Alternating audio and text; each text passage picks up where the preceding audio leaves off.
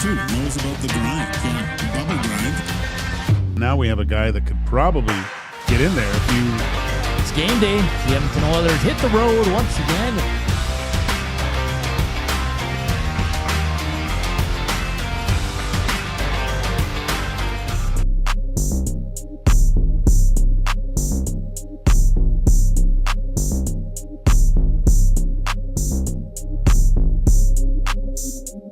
I'm your huckleberry.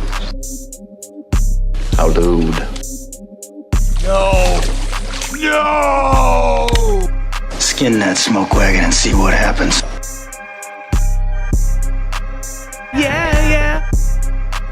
Yeah.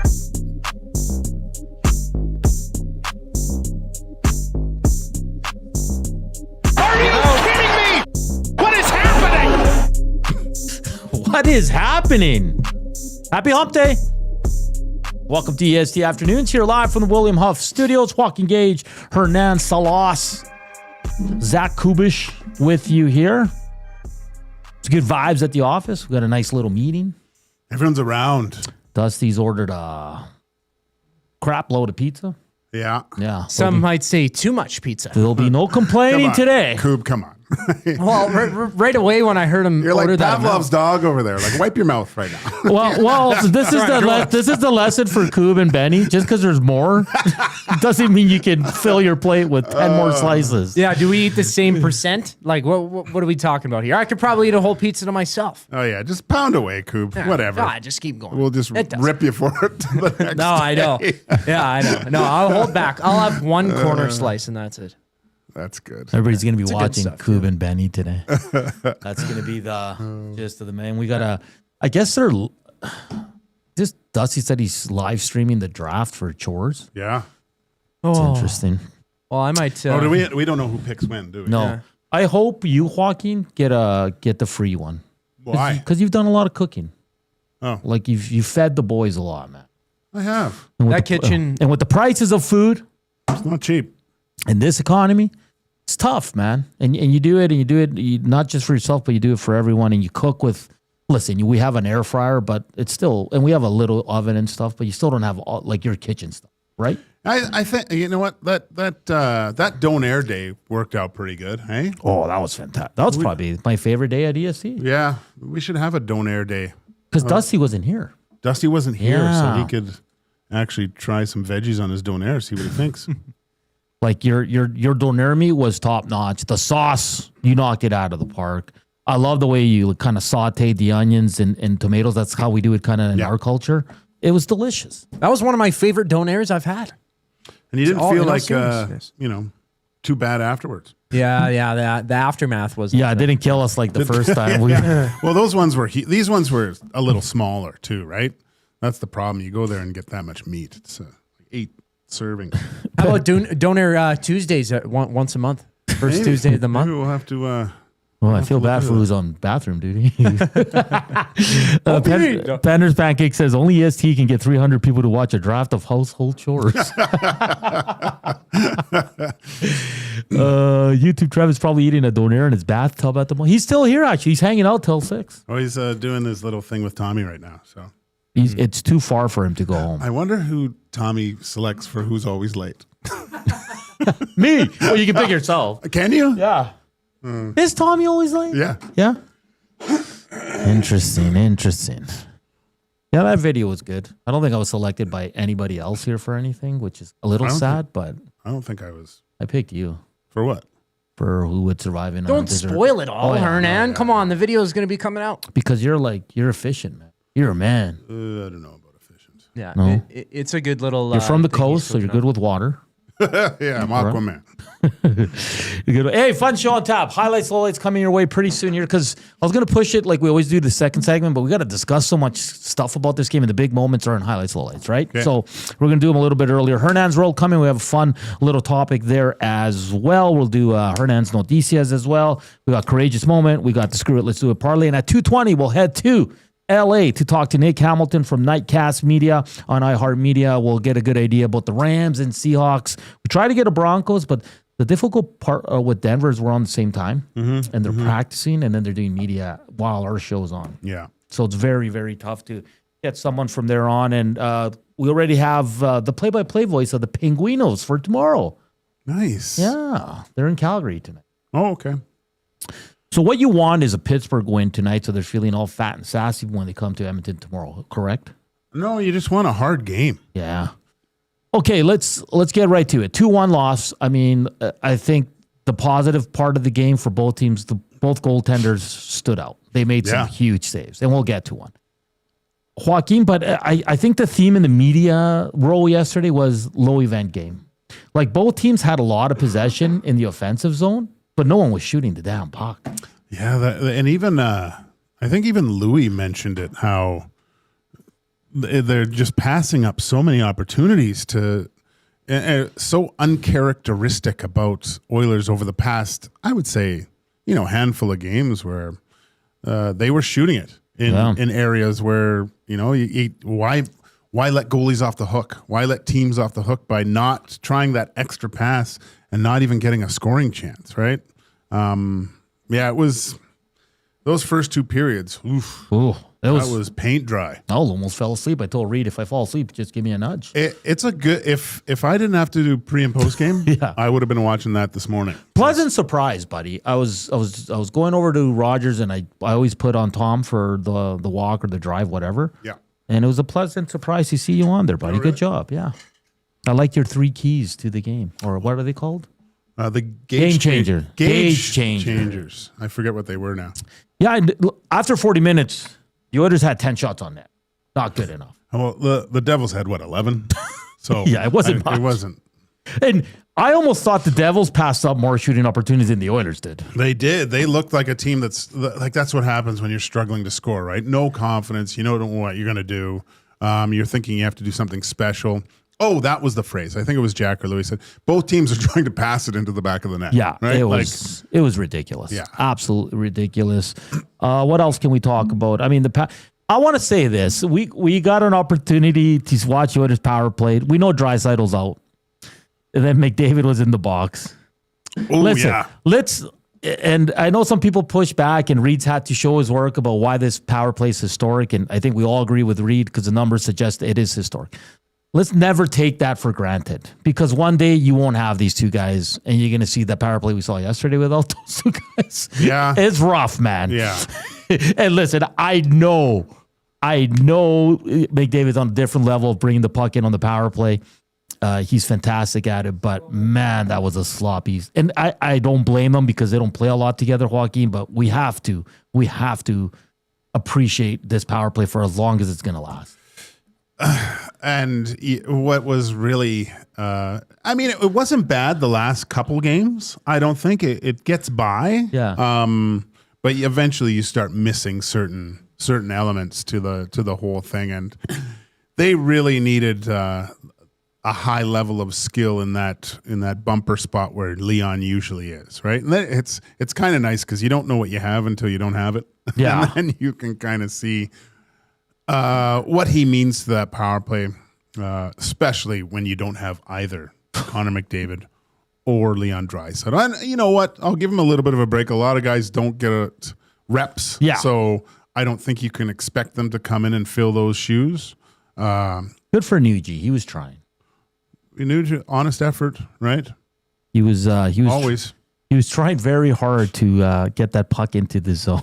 This is exactly. I think Big Uke nails it. The bully.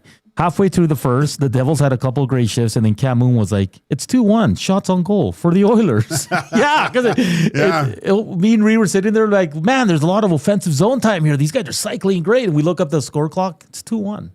Yeah, it's ridiculous. Yeah, and. What did you think about the another thing that hurt the Oilers, I think, a lot was the loss of Podkolzin for a period, too. Okay, so we're going to get just before we get to that, Joaquin, I want to give you kudos because you're like an Oilers wizard. You said it yesterday. I don't think I'm a wizard. No, I think you're a wizard.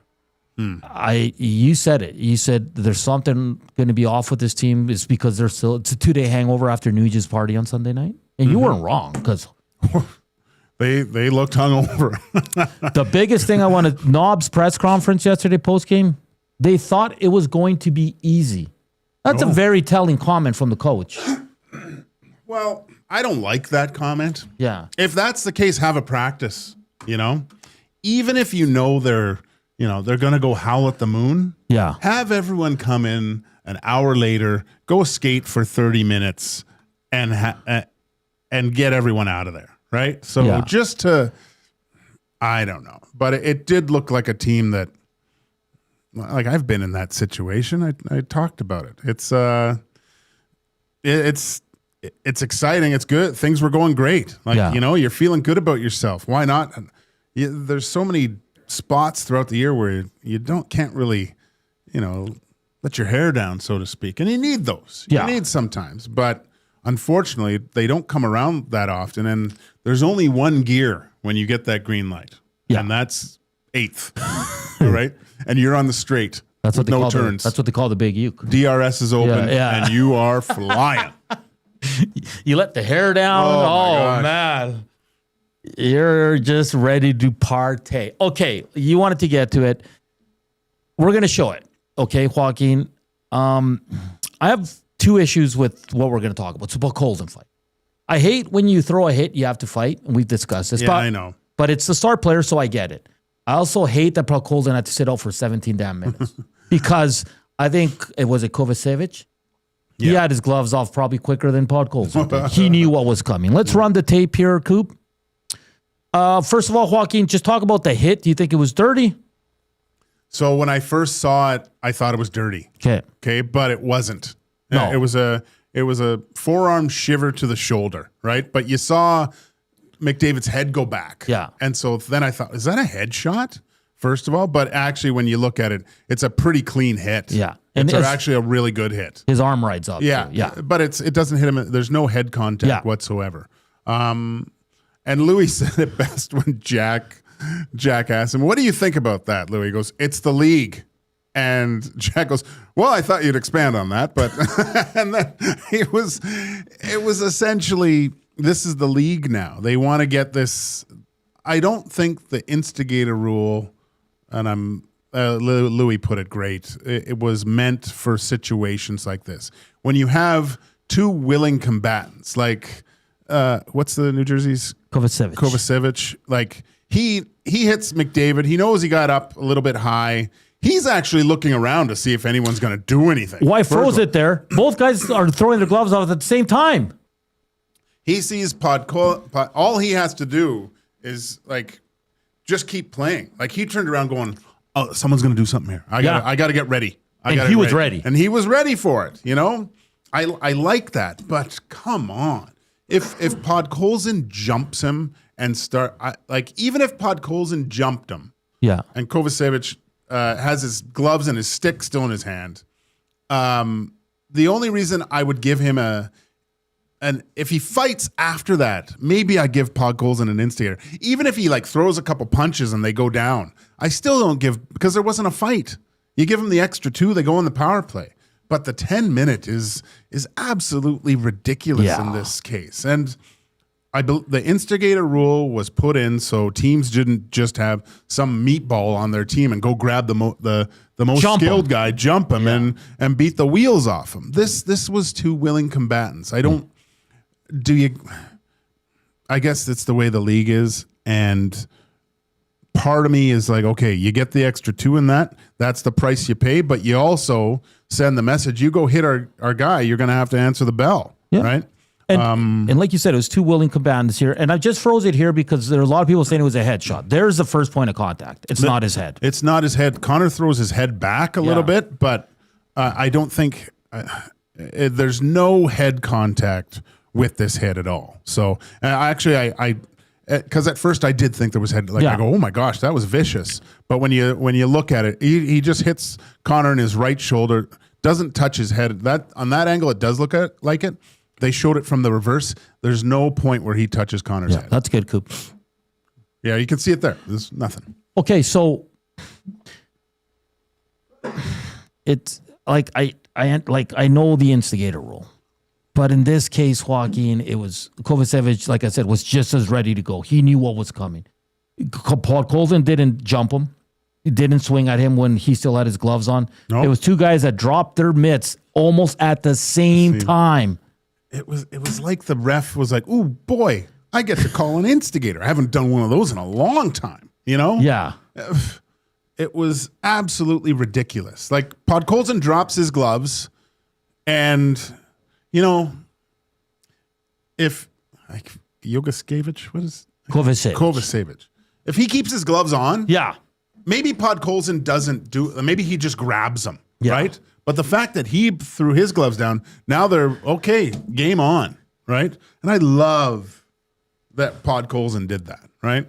Like And- people already love him. Oh, when he that- did that, the crowd went nuts. Oh yeah, And Kovacevic is 6'4". I kind of hate that that it was a clean hit and he did that, But Yeah. again, it sends a message, right? I like it. I think it shows the team is tight together. Yeah. I don't know. You think McDavid goes into the coaching room and goes, "Hey, throw Vasily up on my line." He's looking a little bit better on my line than he is with Because Trice. in the third period, when you had McDavid, Vasily, and Hyman, wow. Like Hyman got robbed, hit the post. Allen was great last night. And that's the thing, Joaquin. That's the frustrating thing, I think, with the Oilers and the coaching staff and Oiler fans is that through 40 minutes, it's just dogs, you know what. In the third period, they turn it on. I know. And lucky, and they got robbed a few times. But that's the team that has to show up to start the damn game. Not wait till you're down and there's 20 minutes to go, because New Jersey, on the second of back-to-backs, you could tell they were like, we just got to get out of here, guys. Yeah, that's a typical road game for a good team. New Jersey Devils are a good team. Like they're having trouble scoring, but they are a good team. Like that first line, when they're on the ice, they can toss that biscuit around like no one's business. And they just hung on. They took advantage of the chances they got to score. They had some good ones. Again, the Oilers kind of gave them those opportunities too, but and then you run into Jake Allen, who, quite frankly, might want to trade to the Pacific Division so he plays the Oilers more. He dominate. Quickly, Evan Bouchard on the nasty chat says, "Just glad I didn't have to fight." Oh, Looks no one scary. wants to save it for playoffs. Boo. Say it for playoffs. Or, Boo. sorry, Butcher. Would you get rid of the instigator? Yeah. Yeah. I don't think you need it.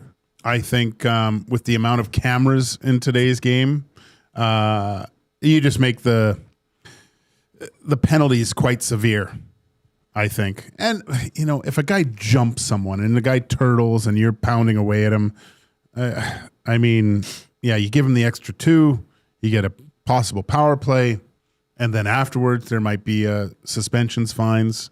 You can kind of dissect it, but I hate the fact that, or just get rid of the 10 minutes. Yeah. That's stupid. 2 and 5 would have been fine.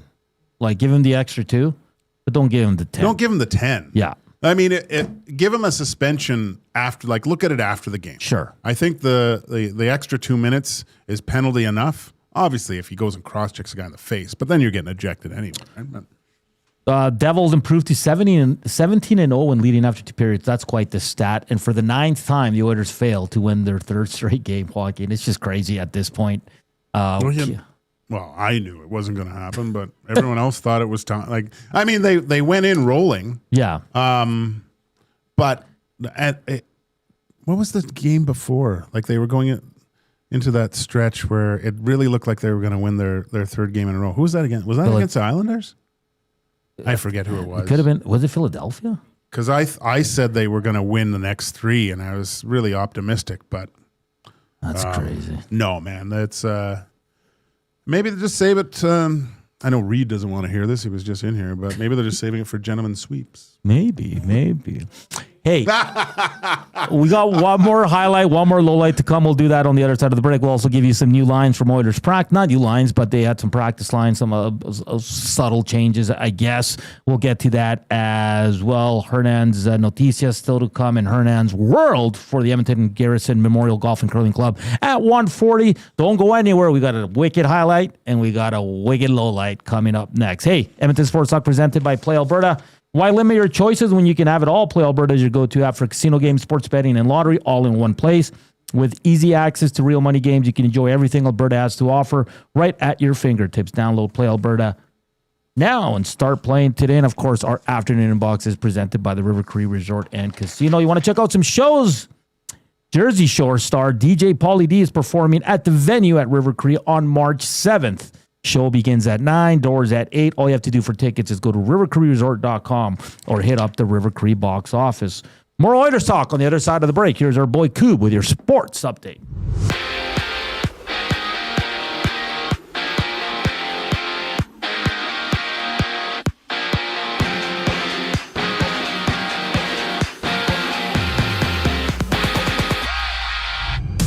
Half a dozen games in the NHL, an original 6 matchup between the Leafs and Wings goes at 5. Edmonton's next opponent, the Penguins, are down the QE2 in Calgary to tussle with the Flames. Meanwhile, the league-leading Avalanche battle the Ducks at home. WHL action, the Oil Kings host the Pats at Rogers Place. Edmonton third in the East, looking to win 2 straight, while Red Deer sits third last in the conference. From Houston, Joe Mixon's availability for next season remains uncertain, with the Texans sitting out all year with a foot injury he suffered last offseason. 7 games in the NBA. Toronto's on the second game of back-to-back with a date against the Kings at 8 o'clock. Elsewhere, OKC visits Milwaukee. Boston plays host to Indiana as the Cavs and Hornets tip off at 5. Baseball news, ESPN's Jeff Passan has reported that Cody Bellinger and the Yankees have agreed to a 5-year deal worth $160 million total. EST Afternoons rolls on with highlights, lowlights. I'm Zachary Kubish, keeping you up to date. The Nielsen Show with Lieutenant Eric. Gaz, he's our GS Construction hockey insider and analyst. He makes the hit, turns around, and his gloves are off before Vasily's are. Give me a break. That is the definition of 2 willing guys. Yeah, I get it. You're like kind of forcing him into it, but at the same time, he doesn't have to do anything. How many guys do you see in the NHL? You don't have to fight if you don't want to. Yeah. Every single guy on the Florida Panthers, right? From Brad Marchand to AJ Greer. Like The Nielsen Show with Lieutenant Eric. Weekday mornings 6 to 9. Only on Edmonton Sports Talk. Your clear choice for Edmonton sports.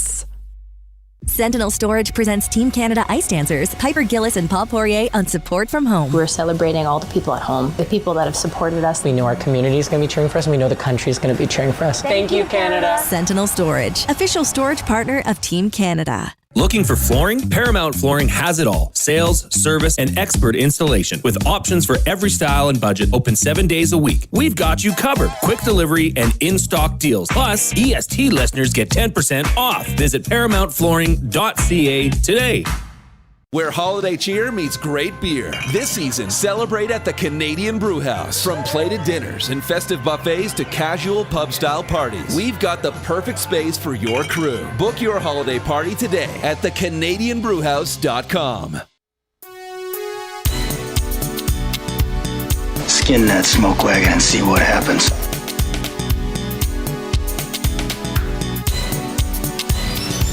That is a hell of a thing for you to say to me.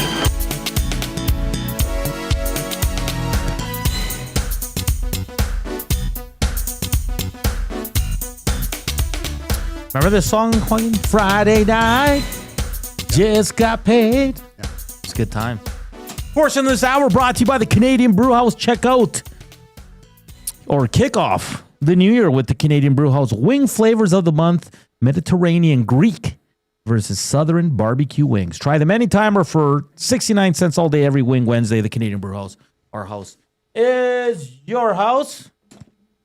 Our good buddy Trev's just heading gonna go pump some iron. Yeah. We're whale on the pecs. Is that how you? Whale on the pecs. Yeah. Because right now it's got to start doing the splits, man. Well, so do you. I can do it.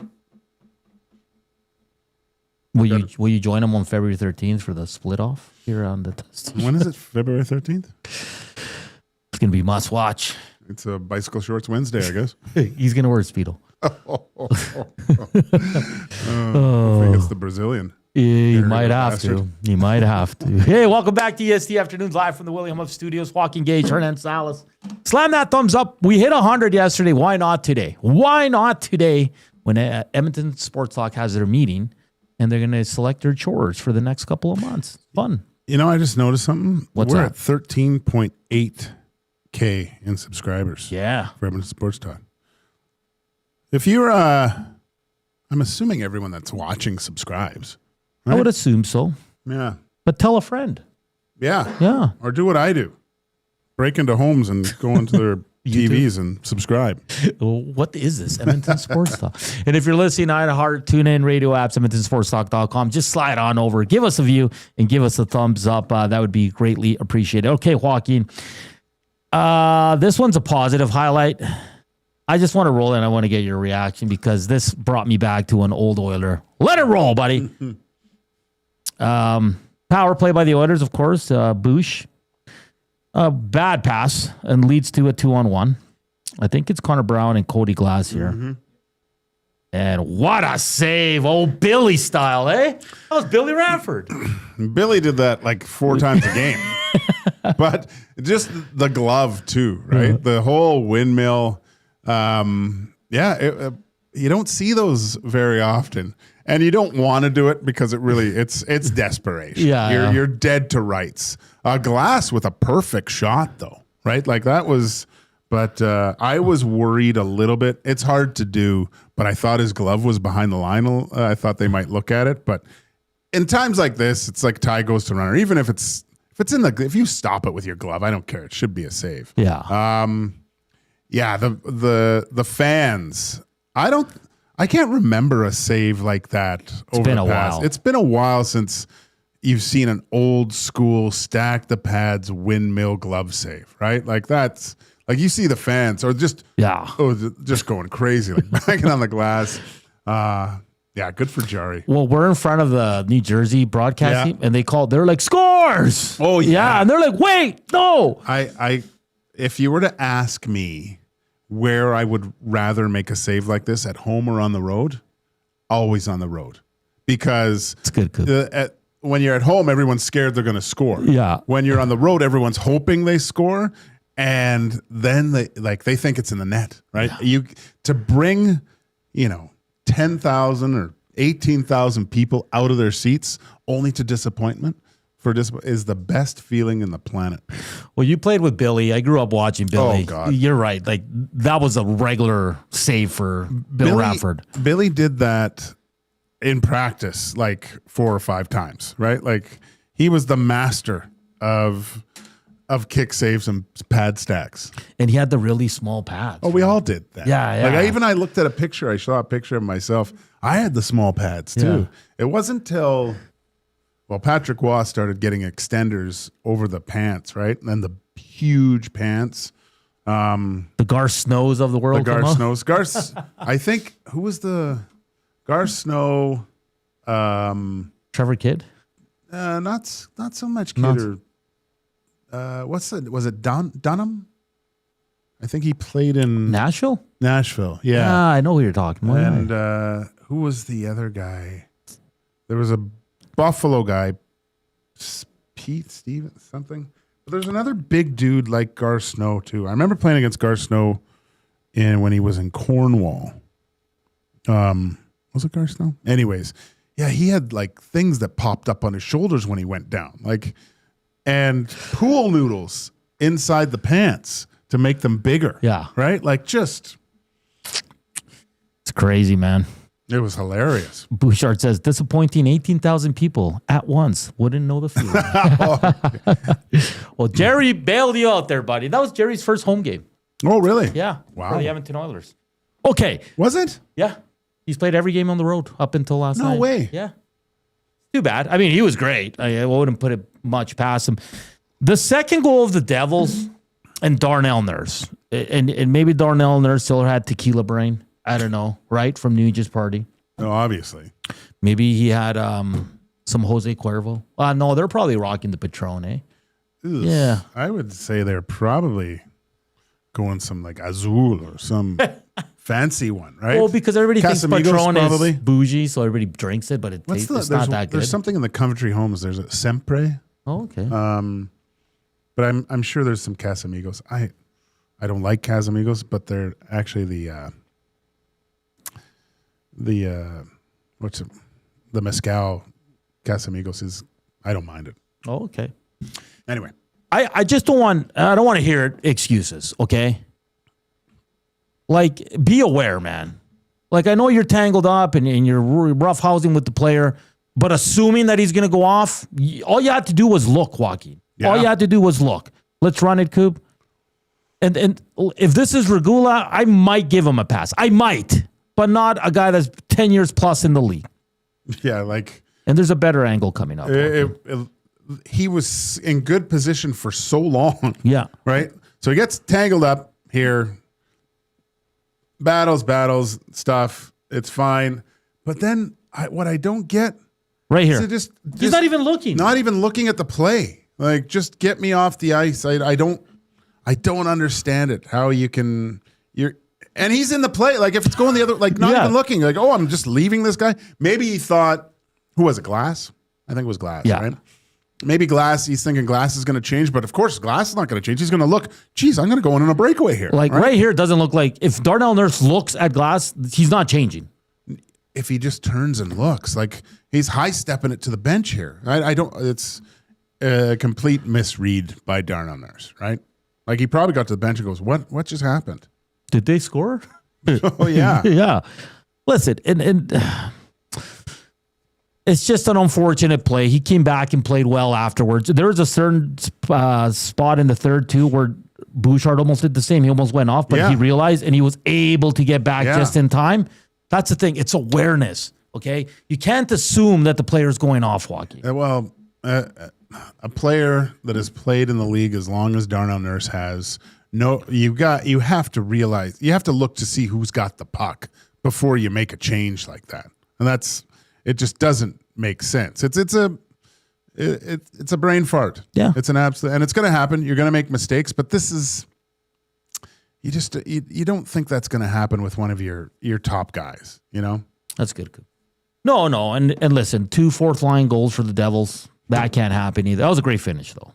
Unreal finish. So, oh man, that was frustrating. We saw it in live time, and I saw a lot of people on the X saying, well, no, he was tangled up, and the other player was going, no, come on, be aware. Like I said, if it's a rookie guy, if it's Regula, sure, you might give them the pass, Joaquin, but you got to be more aware in that situation. And that was the game winner. That was the difference in the game. Yeah. He came back and played solid, but he cost the team 1 goal. And at this time of year, I said this last night on the postgame show, this time of year, everyone's better, you know. You're playing a team that doesn't score much, but knows that, and they know they have to take advantage of any opportunities that the other team gives them. They have to take advantage of it, and that was something that could have been easily prevented. Yeah, easily prevented. Easily. Nonetheless, they failed to win their 3rd straight for the 9th time this season. They'll try to start another win streak tomorrow against the Pinguinos. The Shilovs Ingram start game that we all wanted. Both these coaches. Who's the coach there in Pittsburgh? Whatever his name is. And Knobloch, you failed the fans of the Pinguinos and of those Petroleros. We wanted to see Skinner, Jari. It might still be. Well, no, because Skinner's going tonight. Dan Muse. Coach. Is Skinner going tonight? I'm looking right now. I'm looking right now. Hold on. We've got, they are against the Flames. The Flames. We have, looks like Dustin Wolf is confirmed, and one Stewie Skins is also confirmed. What a epic fail. Boo. Exactly. Who knows? Maybe Skinner gets, oh no, he's not going to get the back-to-back. No, he won't. I mean, we might see Jari tomorrow. But we've already seen it too, right? Well, do we need to see it again? I wouldn't mind. Tribute video for Skinner? Yeah, they did one for Connor Brown, man. He played 2 years here. Okay. And I hope people give him a nice applause. Got to move on. He's doing fine there. Edmonton's doing fine with their new goalies. Never wish bad stuff upon people, man. Let's just hope he finds a way there. Finds his way. Would it be awful if they just showed all the mistakes? It would be funny though. Remember when he came out in against LA and his stick but his stick was broken. Yeah. Those sticks, you don't know they're broken until you shoot it though. Like they're still together. You know what he said about that stick? He says he has it in his house, hanging up. Yeah, it's like a reminder. A reminder. That is crazy. Okay, a couple cool things. So yesterday I saw this old gentleman walking around, and Saw him in the booth for the Devils. And Reed goes, hey, that's Chico Resch. I grew up collecting Chico Resch cards because he's on the TV broadcast. Yeah. I wanted to go up to him so bad and get a picture, but you have to be professional. Like, I was like, because one of my first memories of hockey players, Chico Resch is one of them. Mm-hmm. Oh, I had his cards and the spokes of my bike. And this is really stupid, but because I'm Spanish, Chico means like, you call a guy Chico when he's like short. Yeah. And but he's little. Yeah, he's little. And I was like, oh, this guy's got a Spanish name. Like, awesome. And I like the Devils colors and all that. And I guess he's like over 70, man. He still travels with the team. And like, it's amazing, man. Yeah. You don't get pictures, but who was the last guy that I was kind of, Butch Goring. Okay. Butch Goring was in there, and I was like, screw this. I'm going to go say hi to, I don't care if they get kicked out. I should have said hi. Yeah, I went up and go, yeah, Mr. Goring, I'm a huge fan. Like, it's a pleasure to meet you and stuff. And then we talked for a bit. So, great guy. Yeah, I should have just shook his hand and said, hey, I've been watching, or I've been a fan of yours since I was a little kid. This one says, can I ask Gage or something inside hockey when it's 11-7? Oh, man, he erased it. Oh, no. 11-7, and the lines are all jumbled. Are the shifts scripted or are the coaches improvising? Depends on the coach, really. Might be a plan to start. Yeah. Okay. I think it's kind of like, who's the coach of, wasn't Belichick ran the first 4 plays? Like they were set, no changing. No changing. Regardless. It might be like that in the first period, right? And then coaches are always trying to see who's going. If someone's feeling it, someone's not feeling it. So, I think he probably had an idea of what he wanted to do for the first 5 to 10 minutes, and then went from there. Yeah, and especially with Podkolzin missing. Then he had to make because you have to make adjustments if penalties, all those types of things, right? But and then Lazar. Absolute beauty. I just want to run a few clips he had from his post game. Like, I wanted to hug this guy in the dressing room. He seems like such a down-to-earth, real guy. Like, seriously. So, Rashog asked him, like, hey, you got to 600 games. How did you get here? And this is his response. Oh, damn it. Hold on, everybody. No, it's connected to Roadcaster. Why isn't this working? There. No, that's Coop. Why isn't this working? I'm going to have to reset it. Is Dusty connected?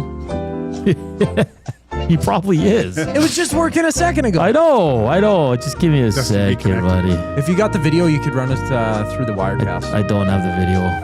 Young. There we go. Again, this is Lazar on hitting 600 games and what got him. I'll take Lazar for 200, Alex. And what got him there? It's not my hands, that's for sure. It's not my hands, that's for sure. Like, this guy's he gets it. Okay, and then he was asked a follow-up question. When he got sent to the AHL, did he ever think he would get to 600 games in the NHL? This is his response. I did, yeah. I mean, going down the American League, I think it was my 3rd or 4th season was the best thing for me. I own that. I could have went one of 2 ways. I just put my head down and worked, and it's paying off now. So I'm proud of myself, and I feel like I'm playing some pretty good hockey. Joaquin, like, he gets it. This is what Tommy and I were talking about this last night. This is what Regula needs to go do. Oh, that's a good point. It's not going to hurt Joaquin. It rarely does. Because I think Tommy meant like 3 minutes, I think, last night, and his processor isn't working well. And I think it's there. You don't get to this level without doing good things in the past. Like he's, so I think there's something there. I really do with Regula, but he's not processing the game at the speed that's required right now. And I would say that that's more due to a confidence level than actual skill level right now. To me, I could be wrong. No, you're not wrong. I'm usually You're usually right. I'm usually right. Well, we're both like I'm right a lot, but you're blowing me out of the water with how right you are. Yeah, we're just right a lot. I'm so right, I'm almost wrong. And I made a note of this too. Spencer Stastny's minutes have gone down a lot with Wallman back, and I don't think they should because he's a hell of a player. He only had 12 minutes yesterday, and Regula only played over 2 guys, so that's not an excuse. I like Stastny. Yeah. I almost, wow. You can't do that, I guess. We'll see what happens. I mean, it's not, I get it. He's your 5th, 6th defenseman because Emberson's playing really well. I mean, love Emberson. Absolutely love him. All right. It's been fun. We showed you the Jari, Bill Ranford save. We showed you the Darnell Nurse party mind that cost him a goal. He was still hurting. We'll go with that. And then we showed the fight. And should he have gotten 17 minutes? Probably not. It was ridiculous. And Podkolzin's fan base just continues to grow here in the city of Edmonton. What did you think of the game? Let us know. Are you pumped for tomorrow? Shelov's Ingram. Are you? Up next, though, we're going to switch gears. We're going to have a little bit of fun. It's a cool this day in TV history. And we're going to go with that topic. We want to hear from you. River Korean Box 780-218-9999. Nasty chat and slam that thumbs up. Let's get to 100 for Dusty and his order of pizzas today. Yay! He's not dropping the ball. We're back after the break. Let's go.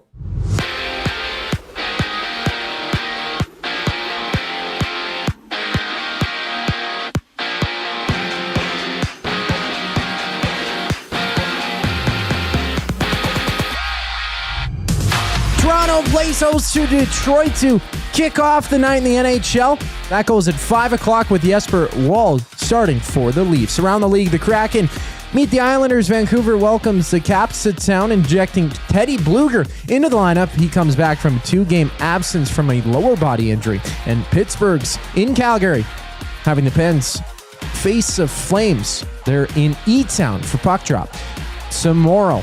And at Rogers Place, the Oil Kings duel the Pats at 7. Edmonton looking for 2 wins in a row. And according to ESPN's Jeff Passan, Cody Bellinger has signed a 5-year extension with the Yankees worth over $162 million. The deal has opt-outs after year 2 and 3, including a no-trade clause. For the Texans, Joe Mixon's return to the team is up in the air for next season, with Mixon sidelined all year with a foot injury he suffered last offseason. Elsewhere, the Raptors face the Kings on the hardwood. Toronto wrapping up a back-to-back. Game times at 8 o'clock with 6 other games in the NBA tonight. This sports update is brought to you by the Capital Care Foundation. Financial support deeply affects residents at Capital Care, whether it's a one-time donation or monthly contribution. Every penny counts. Find out how you can donate at capitalcarefoundation.net. Hernand's World up next here on EST Afternoons. I'm Zachary Kubish, keeping you up to date. EST Hangout. I'm trying to get over the fact that you just said we've been torching the Dolphins, which we have been, but you've had the flamethrower out on all of us this entire time. You've also had the flamethrower out on the Dolphins the entire season. I'm only one man. I'm up against 3 people right now. You're talking in circles. So don't try to do this. The EST Hangout, presented by Sentinel Storage. Weekday mornings 9 to 11, only on Edmonton Sports Talk, your clear choice for Edmonton sports. Hey Edmonton, did you know a local Play Alberta winner scored over $430,000 on Desert Fantasy? Think about the rec room you could build with that kind of cash. From major casino winners every hour to jackpots worth millions and hundreds of popular games to money that stays in the province, there has never been a better time to sign up for Play Alberta. Download the app today to get started with casino, sports, and lottery, all in one app. Must be 18 plus to play. When you gamble, use your game sense. At Firehouse Subs, our subs are freshly toasted, stacked high, and crafted to satisfy. Each sub is piled high with premium meats, melty cheese, and toasted to perfection. Firehouse Subs brings bold flavor to every bite, all served on a freshly toasted roll. But we're not just feeding Edmonton, we're fueling it. Dig into the brisket hat trick, piled with slow-smoked brisket and melty cheese. Or go to the Firehouse Subs fan favorite, the Hook and Ladder. Made to order with smoked turkey, honey ham, and Monterey Jack cheese on a perfectly toasted roll. With 15 Firehouse Sub locations across Edmonton and the greater area, it's easy to grab a hot and hearty sub close to home. Firehouse Subs. Hot, hearty, made to satisfy. Time for a new career in 2026? Or maybe your kid is still pondering their path. Good news! Weiss Johnson is hiring. It's Dennis, and not only are we hiring for heating and air conditioning, we're also looking for experienced plumbers and gas fitters. With the growth in residential development, there's no shortage of opportunities at Weiss Johnson. Choose your path with us. Learn from one of the industry leaders, and we will grow together. Receive great benefits and school reimbursement as well. Visit weiss-johnson.com today. Looking for quality building materials and friendly advice? Visit us at Windsor Plywood Leduc, family owned and locally run since 1993. From interior materials for doors, flooring, baseboards, and all the finishing touches to all you need for your outdoor projects like cedar lumber for decks and fences, plus all the plywood you'd need. Our full-time on-staff carpenter can help with anything odd-sized or custom, and from domestic hardwoods to exotic selections, we've got you covered. And if we don't have it, we'll track it down for you. Windsor Plywood Leduc. We're the experts you need to know.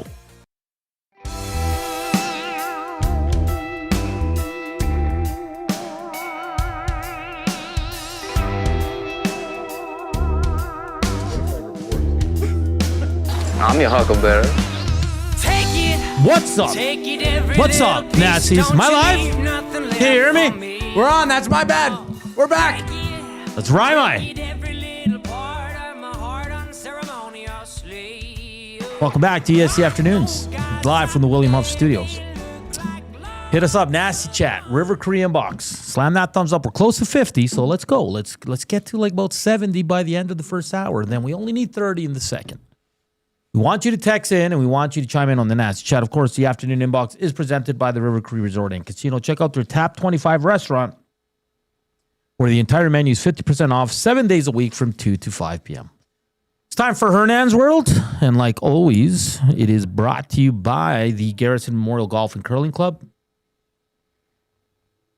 Accepting registration now for Thursday night men's curling league, plus book your bonspiel for the upcoming season and get free ice rental with the purchase of a buffet dinner. Visit EGMGolf.com for more details. I ate some sours in the break. Not a good idea.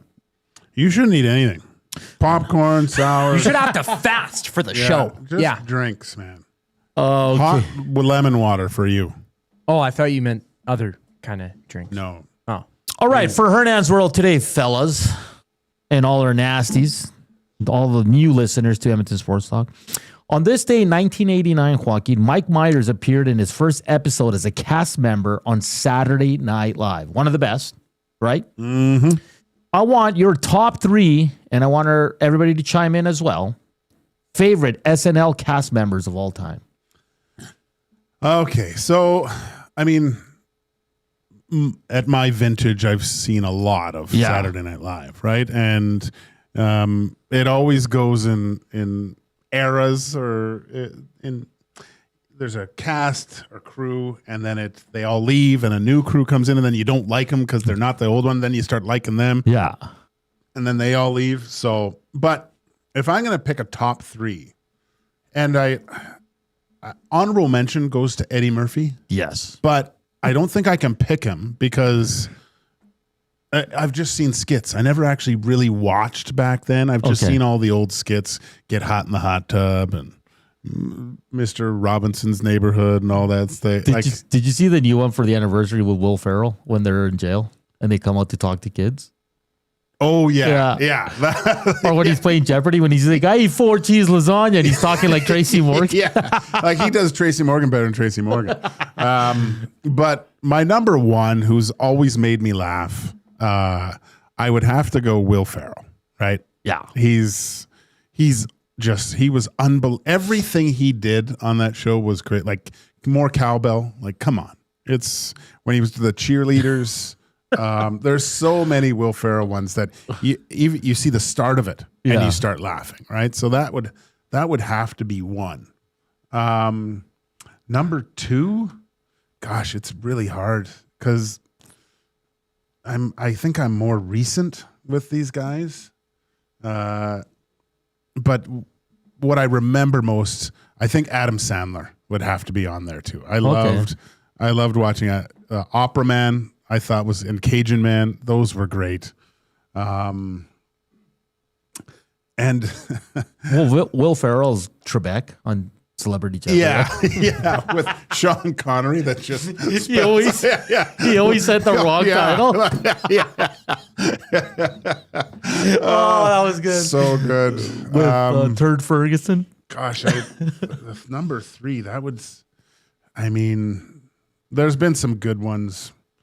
But another one that just was so funny all the time was Chris Farley, right? Oh, so, he was a legend. But I mean, they're interchangeable. I'd probably read a name now and think, oh, I should have put them in there. But probably those are the ones that come to my mind right away. I think you're right with Eddie Murphy because he's a legend. Absolute legend. Will Ferrell for me, just for Celebrity Jeopardy. Yeah. He was hilarious. The way he never broke character. Fantastic. Coop, I mean, you're way younger than us. You ever been an SNL guy, or do you have a list? Like, I mean, I searched up the names of people, and really, I only saw a few names that really stood out to me. Now, I might see clips in passing, or it's all on social media now. Like, I never actually sit down and watch Saturday Night Live. Like, I know Sabrina Carpenter was on it a few weeks ago because that was a huge event, and she was just on it once again, actually, doing another skit or something like that. And I see skits and bits and pieces every once in a while, but the three names that came to mind, the most recognizable ones, and maybe for their work also outside of SNL, Will Ferrell, Chris Farley, and Bill Hader. Hader was great too. They're just legendary. Anytime I'd see them in a clip, like belly laugh, like it was hilarious. Yeah. I heard back in the day, John Lovett was one of the best. Oh, really? It's just so good. I mean, you watched that 50th thing, right? Like seeing them all back there. Kirsten Wiig was unbelievable too. Kate McKinnon when she's doing the UFO stuff, and who's the actor? He was in the Fall Guy. What's his name? Oh, the main guy? Yeah. Let me see. He was in Blade Runner 2. Come on, what's his name? The not Ryan Good looking. Gosling. Ryan Gosling. Oh, okay, Ryan Gosling. Yeah. Okay. He's losing it when she's talking. Like he can't. I love when they break and start laughing. I know they're not supposed to, but well, the guys that do the news now is Scarlett Johansson's husband and Joss and Shay's his name. Yeah. Michael Shea. Michael Shea and my God, he does that Pete Hegseth stuff. Oh, it's just a riot. So IMDb has a big list. This is their top 10. Chevy Chase, number 1. John Belushi, number 2. Gilda Radner, number 3. Dan Aykroyd, 4. Garrett Morris, 5. Lorraine Newman, 6. Jane Curtin, 7. George Coe, 8. Michael O'Donoghue, 9. Bill Murray, 10. Okay. I mean, that's old school guys. I understand. Like they were... some of the stuff like Norm Macdonald when he was doing Weekend Update, it's really funny when you see kind of those documentaries about Norm Macdonald because it was during the OJ trial. He was calling OJ a murderer, and everyone was like, "Hey, you can't really do that." And it was didn't he like leave because of that? Because they were too far out there. Yeah. He was great as Turd Ferguson. Norm Macdonald's a great one. Let's get to some of the nasty. Phil Hartman. Gosh, yeah. Jeez. Reed Wilkins says Farley, Carvey, and McKinnon. Dana Carvey's pretty good. The church lady. Chris G says Will Ferrell, Farley, Eddie Murphy. Big Uke says Farley, Sander, Joe/A. They go together. El Presidente, Sandler, Belushi, and generally anyone that hosts the Weekend Update. Yeah. Jay Phillips, Norm Keaton Thompson's been, how long has he been there? And he's hilarious. I think he's the longest over 20 years. Yeah, I think he said Warren, was it Michaels? What's his name? Warren Michaels? No, the guy that runs it, whatever. Yeah, Lorne Michaels. Lorne Michaels, Warren. I said, you'll always have a job here. I love when he does Sam Perkins from the NBA. Oh, he's hilarious. You got to watch that skit. So it's him, Will Ferrell, and Eddie Murphy for the 50th anniversary, and they're talking to like delinquent kids. Don't go to jail. Oh my. Oh, who's the new Hispanic kid too? Marcelo. When he did Sebastian Maniscalco. My God. When he went over to Powell's house for the steak. My wife, my wife, like, it's funny because to get her to laugh, it's pretty funny, but she loves Sebastian Maniscalco, and she was dying at that. Just absolutely dying. Because he does the movement's perfect. It's perfect. And Sebastian even thinks it's funny, man. Like he loves it. Marcelo's got a new stand-up on Netflix. It's funny because I just watched a thing on him talking about it, and he got pointers from Chris Rock saying he had to get out there and start honing it before it was actually done. I haven't watched it yet. I haven't watched it either, but I've seen clips, and I mean, he talks about growing up Latino, which is at least I can relate to, which is pretty spot on. Jay Phillips says Norm Macdonald, Mike Myers, Chris Farley. This one from Doc says Sandberg deserves a spot based on the D in the box alone. I don't know. The song Lonely Island. It's in a box. You could almost. Who is your favorite guest? Right, like Alec Baldwin is hilarious on that. Yeah. And Timberlake's been great. Some of the guests that have reoccurred on there. Who's the most annoying? I know mine. It's Jimmy Fallon. He always broke character. It was always all about him. Funny. He wasn't funny. Yeah. He isn't really. He had great that impressions. Great impressions. Great impressions. Yeah. But that was it. Yeah. Chris Kattan with the. Oh my gosh! Night at the Roxbury. Who was Goat Boy? Who was he was a comedian. Well, Goat Boy. I remember listening to an interview he talked about, and they would do the reads. Yeah. And everyone's fighting to get like airtime, right? And so he went over his thing with Kattan, and Kattan sat in front of him and pitched what he had told him before. No way. Yeah, he said he'll never talk to that guy again. Really? Jim Brewer? Yeah, that's it. I think Jimmy Fallon for me is the most my least favorite on SNL. Do you have one? Probably Kattan after hearing that story. Yeah. You know, if you ever, Jim Brewer tells one of the funniest stories about making that, what is it called? High Times or whatever. He made a dope smoking movie with Chappelle. But he tells a story about Chappelle on there. And the story lasts, I want to say a good 15 minutes, but it's about Chappelle getting a dog. Oh my God, it's the funniest thing ever. And it's because Coop brought up a good point. Do people still watch SNL? Jesus, what happened over there? Everybody okay? Everyone okay? Yeah. Yeah, okay. Yeah, we're all good. And I think it's just the way now we consume shows. A lot of it is clips on IG or on Twitter, right? I know. TikTok. Our attention spans are useless. Does anyone actually sit down and watch the live version of Saturday Night Live on a Saturday? Can we talk about something else? What were we talking about again? No, I'm just kidding. I get it, Kirby. You're funny. That's how it is, though. I mean, that's how it gets popularized, too. And then people go watch it on YouTube. Like, the YouTube clips are huge. Mm-hmm. Like, people, I don't want to be honest, cool musical performances, what they had A$AP Rocky, one of the rappers or something on. I don't know if he did a musical performance. I actually don't care about any of the music on SNL. But, like, if there's a funny skit and you're like, man, this is hilarious. And you pull it up, like, you watch it, you die laughing. That's all you need. You get the best parts, but... That's the thing. Sometimes you can watch what you want. it more. Yeah. You don't have to sit through. I record Saturday Night Live because there's some good ones. Yeah. But and a lot of times my wife and I will watch it. But if the skit's no good, we fast forward. Yeah. Right? Yeah. So I might have to start because they've had some good skits lately, man. Like Jim Carrey, one of the best guys too. Jim Carrey was good. As a guest, right? Yeah, when he did as Night a at the guest. Roxbury. I mean, Steve Martin. I think who's done the most? Like Martin Short, Steve Martin 15 times, Baldwin 17 times, Tom Hanks 10. Aykroyd's up there too, right?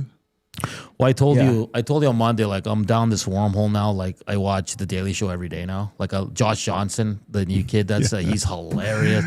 I like all their guys that hold it. Like of course the legend himself, who hosts Jon Stewart is hilarious. So he is so smart. Like I listened to a podcast with Jon Stewart. Brilliant guy. They're all smart. And you know that Josh Johnson's coming to Edmonton for a stand-up. Was he? Yeah. Yeah. I'll let you know. Maybe we can go as buddies. Yeah, thanks for the invite. Yeah, jeez. All right, that does it for Hernand's Roll. Keep those coming in. Your favorite 3 SNL cast members of all time. Send those to the River Korean box. Send them to the Nasty Chat and slam that thumbs up. Up next, we'll get to some news from around the sports world. Some noticias with Hernan. And Gage is going to reflect on all the information I'm going to give him. And, of course, Nick Hamilton from the Nitecast Media podcast on iHeartMedia. He'll join us to talk LA Rams. That's all coming up in hour 2. Don't go anywhere. We'll be right back. The Reed Wilkins Show with Jay Milne. Even at the highest level, there still are some players who make better use of their practice time than others. But Podkolzin's work ethic and his desire to improve his shot, even if he's not thinking about these things right now, they're going to help. He's been a likable guy since he got into this lineup. He's been an underdog since he got here. He seemingly continues to answer the bell and come through for Oilers fans and his teammates. The Reed Wilkins Show with Jay Milne, weekday afternoon 3 to 6, only on Edmonton Sports Talk, your clear choice for Edmonton sports. Running your own small business takes courage, and as it grows, so does your team. That's why Alberta Blue Cross offers health, dental, life, disability, and wellness benefits designed for small businesses. Because we know a healthy team means a thriving business. Join over 5,000 Alberta businesses who have chosen us to help their business grow and succeed. Alberta Blue Cross takes care of you and your employees, so you can take care of your business. Visit ab.bluecross.ca to find a plan that's right for you. When gambling, set a budget before you play. Stay informed and visit GameSenseAB.ca to learn how. Remember, if you gamble, use your game sense. You've heard the name, but what does it mean? For over 66 years, William Huff Advertising has supplied signage from screen printing to digital to LED with design, production, and install in-house. It's a one-stop shop for all your signage needs. Edmonton owned and operated, William Huff has been trusted by the biggest companies and teams in the City of Champions and many others across the country to do the job. If you're looking for a way to get the word out about your company or event, they are the answer. Go to www.williamhuff.com. Their results speak for themselves. Skip the couch and hit the Canadian Brewhouse. Your home for every puck drop, every goal, and every cheer. With ice-cold drinks, massive screens, and the best fans in town. This hockey season, our house is your arena.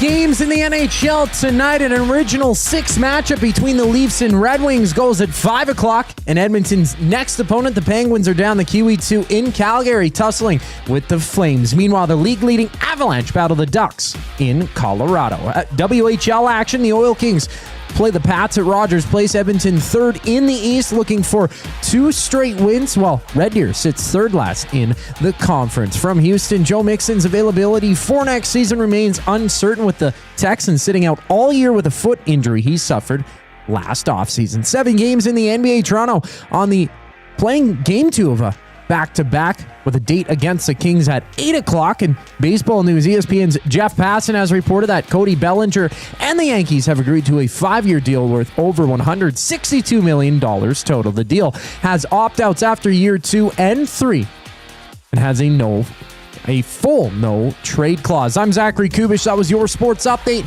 Hour 2 of EST Afternoon starts right now.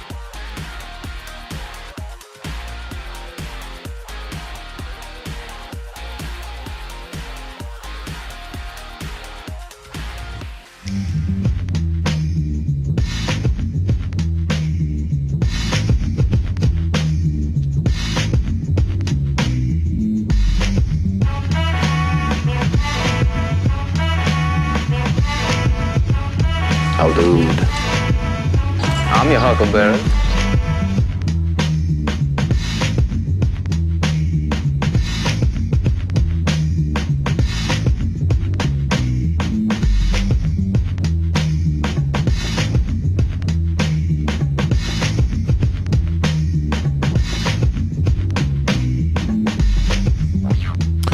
We're back here, hour 2 EST Afternoons here on Edmonton Sports Talk. Of course, our lovely studio.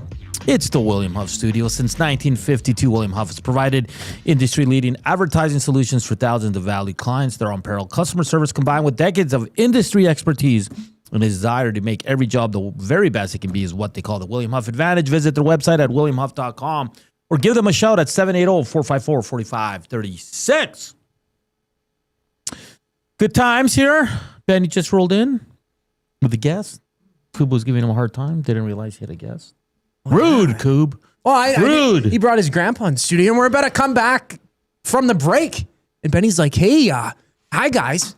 I heard it. And I didn't realize he had a gentleman with him, so now I feel bad. What a first impression, hey? Yeah. I was yelling at him. I was barking up the wrong tree, I guess. That's you, Coop. What can we do? Yeah. Courageous moment for the Alberta Blue Cross. Every win, every setback, every moment of courage, Alberta Blue Cross is proud to be right there with Albertans through all of life's meaningful moments. Sorry, Joaquin. Quit eating in between a break. They're so good. I'm going to give it to Curtis Lazar. I loved his answer on when you got sent to the AHL, did you ever think you'd hit 600 games? And he goes, I did. Like, I love it, man. He's found a niche. He threw a joke at himself saying it wasn't my hands while I'm still playing in the NHL. He's done everything. Listen, when they signed him, I was like, yeah, he's going to be in and out of lineup. He has been, but I think for right now, he has to be a mainstay, Joaquin. Curtis Lazar has done everything been asked of him. Great attitude. Seems like a great teammate, great guy. He's the courageous moment for Alberta Blue Cross for sticking it out no matter what the hockey life threw at him. And look at him, 600 games in the NHL, which is no small feat. No T-shirt, though, huh? No, I know. Damn it. That would have been funny if everyone went to like Walmart and got a Sharpie and some white shirts. That would have been funny. Good one. All right, let's get to some noticias right now. We need a zinger for this, Coop. Keep that in the back of your mind, okay? Is that cool? So, Joaquin, we got some news here for possibly Team Canada at the Olympics. Darcy Kemper and Anthony Cirelli both left their games last night. And both coaches said they had no update on them. That usually Cirelli left too? Cirelli left after he scored. I thought he had an empty netter. No. Oh, okay. Did he? No. Maybe not. I could be wrong. Whatever. So, potential new goalie coming in. He's going to be the third guy probably. Well, depending on how Binnington's going to play. But Anthony Cirelli, a guy that many weren't keen on having on this team. There's potential for some spots here to be open. Did you see Kemper get hurt? No, I did not. It didn't look good. No, it didn't look it didn't look good, but it didn't look like it was much. Okay. But that's the problem. Like, if that little bump is causing head issues, that's it's concerning. That's concerning. Yeah. Right? Because if he gets bumped and playing, I don't know. Because if it didn't really look like much, but for him to leave the game after that, it might have just jarred his neck or something. Maybe he's okay. Is there any other news about his injury? So Aiden says LeBron reporting both expected to be on the Olympic team. Cirelli back next game, which is good. Okay. Because the way John Cooper spoke after last night's game, it didn't sound like it was good. Yeah. So, I mean, some people wouldn't mind seeing Cirelli replaced, to be honest. I like Cirelli, though. No, you do. And you picked him and he scored. Again, you're just a hockey wizard. Well, you look at the previous night, you knew you watch, if you get time and a Tampa Bay game is on, like, watch Cirelli play, man. He is so good. Such a good hockey player. Not the most flashy or whatever, but yeah. Man, he's a good player. Yeah, because some people are asking if it was concussion protocol for Kemper, but no, like I'm looking at different reports from last night. It says he left with an upper body injury. Yeah, let's see what it says. After collision. But it sounds like both guys upper body. He missed 2 weeks mid-December due to an upper body. Yeah, there's no updates if he's because he's on. I believe. How does it list him? Lists him as day to day. Day to day. Okay. So something to track here, but it sounds like both guys will be okay. 6 games on the NHL slate. Stuart Skinner's in Calgary. They're here tomorrow. Skinner probably won't start that game, which is a little unfortunate. But, Joaquin, the players, Garland and Myers spoke today. They were asked about Foot's comments. Myers downplayed. He goes, yeah, probably a few stick taps, but nothing else. So a little pushback there from the players. This is not good in Vancouver. Do they snap through 11-game winless streak tonight against Washington? No. No? No. It's just too much chaos there? Yeah. Oh, okay. I don't think so. I might sprinkle a little on Vancouver today. Why? Look at their due. If they're playing an American League team, maybe. Wow. No faith in the Canucks, eh? Unless Connor Garland scores all the goals. Yeah. That's fair. They lost it sucks when you get rid of one of your players that means a lot to you. Like losing Sherwood. Yeah. He's probably their glue guy. Well, he leads by example too, right? He shows some emotion out there. That's not a good player to lose. USA Hockey announced also Jackson Lacombe, Anaheim Ducks defenseman, will replace Seth Jones on the Olympic Really? line. Yeah. Huh. Now, are you okay with Jackson Lacombe, or because a lot of people are saying, what about Lane Hudson? Or are you indifferent? Well, you go back to what most GMs say. We're not. It's not an all-star team. Yeah. We're not building an all-star team. It's the best team. This isn't an all-star game, right? So, I think, although Hudson he's amazing. Mm-hmm. But you already have similar defenders like that. Although it seems like he's not terrible in his own end, but still young. Yeah. Still prone to a few mistakes. I think he's the Schaefer of the U.S. In terms of he's going to have a lot of Olympics. Yeah, and Hughes, those types of guys. Who's in Columbus there? I'm terrible with names today. Werenski is awesome. Yeah. So what are you doing? Okay, Joaquin. It's never good when an owner of a team speaks, eh? Depends on the owner. Mark Cuban, I didn't mind. Yeah, he was so cool though. Yeah, just transfer. Terry Pegula spoke today, the Bills owner. He did say the decision to bring in a new coach was based on the results of their game in Denver. He was then asked if McDermott would still be the coach in 2026 had the Bills won in Denver. He said he didn't want to speculate on that. So he's pretty much saying they fired the coach because they lost to Denver. Do you think that's true? No, I think he's an idiot. Who says that? Well, I think I don't think he knew if the Bills didn't win the Super Bowl, he was going to fire the coach. Okay. Roster construction's on the GM, right, Joaquin? Yep. Okay. The GM, we had our guest on the other day. He said, you got a promotion. Yeah. They fired the wrong guy. The Bills owner doubled down. They're talking about Keon Coleman, their young receiver, who hasn't really worked out. He's a bit immature. He just hasn't fit. He said that the GM, it wasn't his call. That it was Sean McDermott and the coaches who made the final call on drafting Keon Coleman. Really? Keon Coleman's still on the Bills. What are they doing? I don't know. This is what I mean. Sometimes owners should just sit in the back and not say anything. Yeah.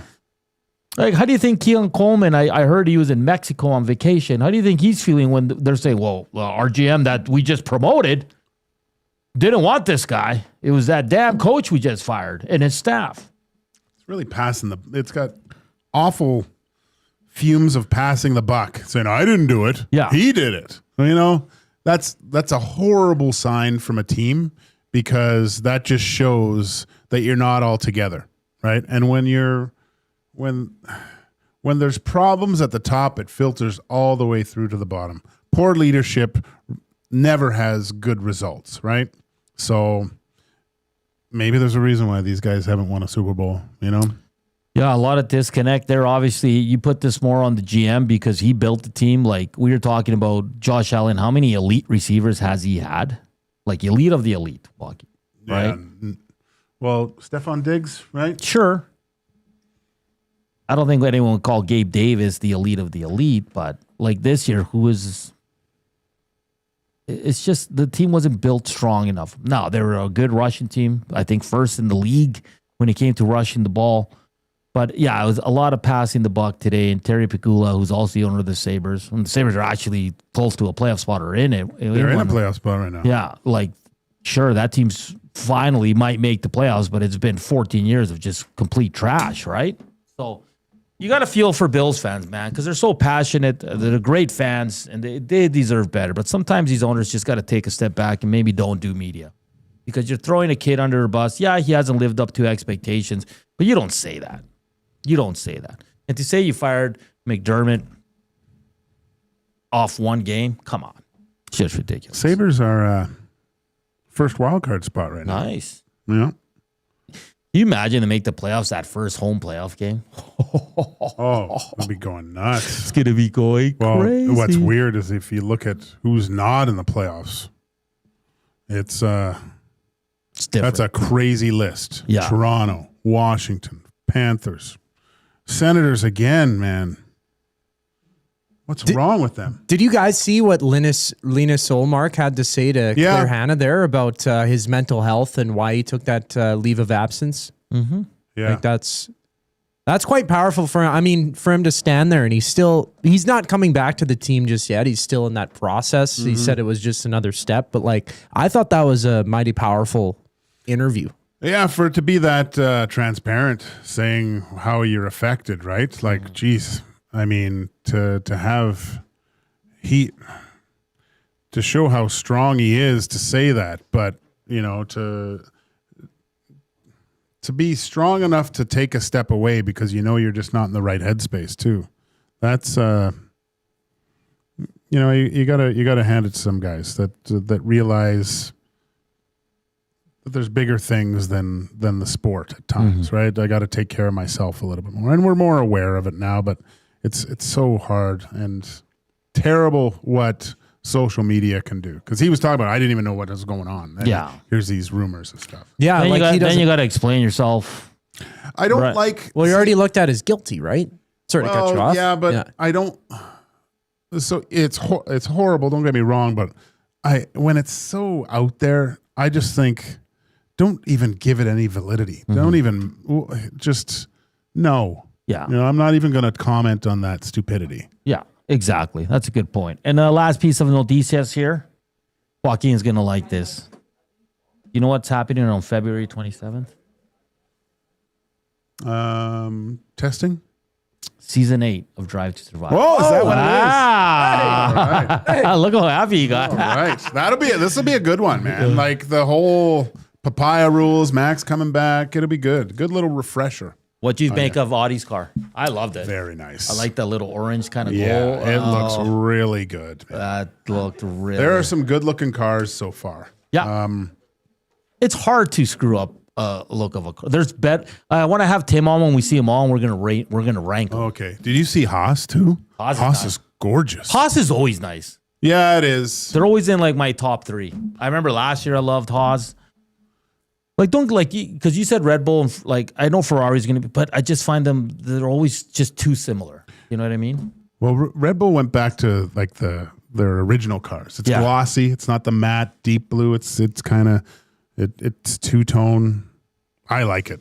I think it looks tight. Oh, is your noticias for this Wednesday, January 21st? Joaquin and Hernan and Coob with you. Up next, we'll be joined by Nick Hamilton from Nitecast Media. We'll talk all things LA Rams. They have a big game against the Seahawks. We're going to get to all of it. Last time these two teams played, it was the game of the week, probably the game of the year. Went to overtime in the middle of December. So we're going to have a good convo there with Nick. Looking forward to it. Keep slamming that thumbs up. Hit us up on the River Korean box. 780-218-9999 and on the Nasty Chat. We're back to talk LA Rams on the other side of the break.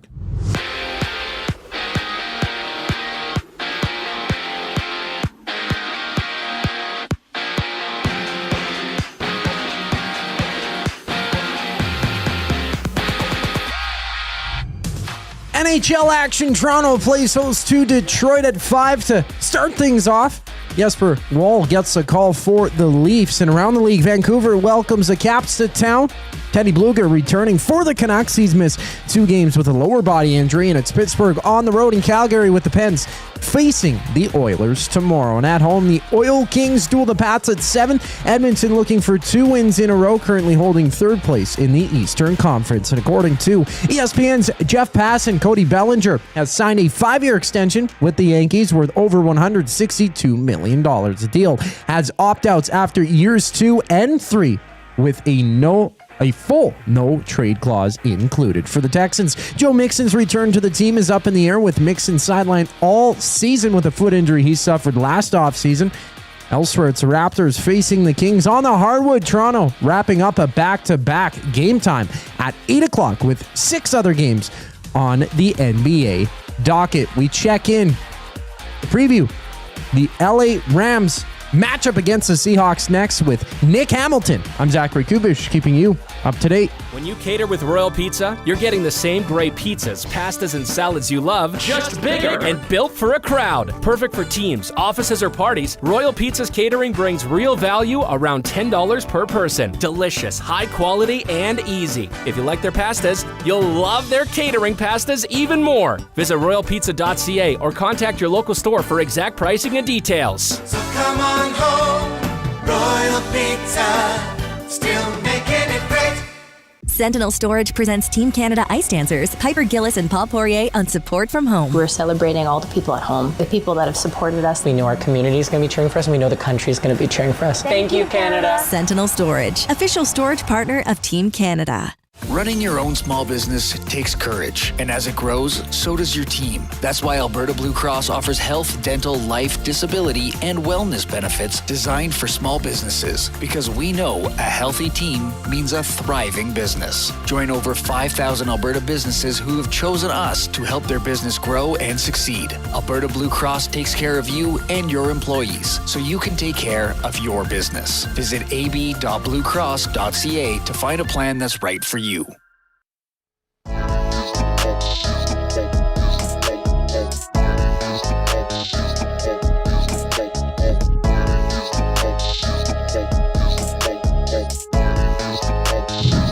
We're back here on EST Afternoons. Joaquin, Gage, Hernan, Salas, Zach Kubish with you. 3 o'clock. Reed Wilkins, Jay Milne take over the airwaves here. They'll take you right up until 6, and then we go right into our meeting. It's going to be good. Afternoon Inbox presented by the River Cree Resort and Casino. Check out their happy hour. It's 5:25 drinks. Available Sunday to Thursday from 9 a.m. until 7 p.m. We're just ahead of Nick Hamilton from Nitecast Media to talk all things L.A. Rams, and he's brought to you by All Country Towing, Edmonton's most trusted 24/7 roadside rescue team, fast, safe, and reliable for over 15 years, whether it's a game day or a snowstorm. We work as hard as your favorite team to get you going. Call 780-986-6088 for all your towing needs. And Coop's going to give me a thumbs up if we're good to go. And we are, as we welcome into the show Nick Hamilton from Nitecast Media. Welcome to the show, Nick. You're on with Joaquin and Hernan. How you doing today? Doing great. How you guys doing? Oh, we're doing excellent. Looking forward to both these games over the weekend in the NFL. And, of course, you cover the L.A. Rams. I guess excitement's the word we're using. We know there's going to be offense in this one. If it's anything like their last game on December 18th, we're in for quite the ride here. But how the vibes so far there for the L.A. Rams heading into this big game against the Seahawks? I think the vibes are very focused. I think they understand what's going on. I think they're not putting more into it, unlike some of the fans on both. Oh, we just lost him. We'll get him back here. Kuba will work on that. As there he's back. Sorry, Nick, we lost you there for a quick. Yeah. You can just start over. So I think just with the vibes are they're just very focused. I think they understand what's going on. They understand what needs to be done.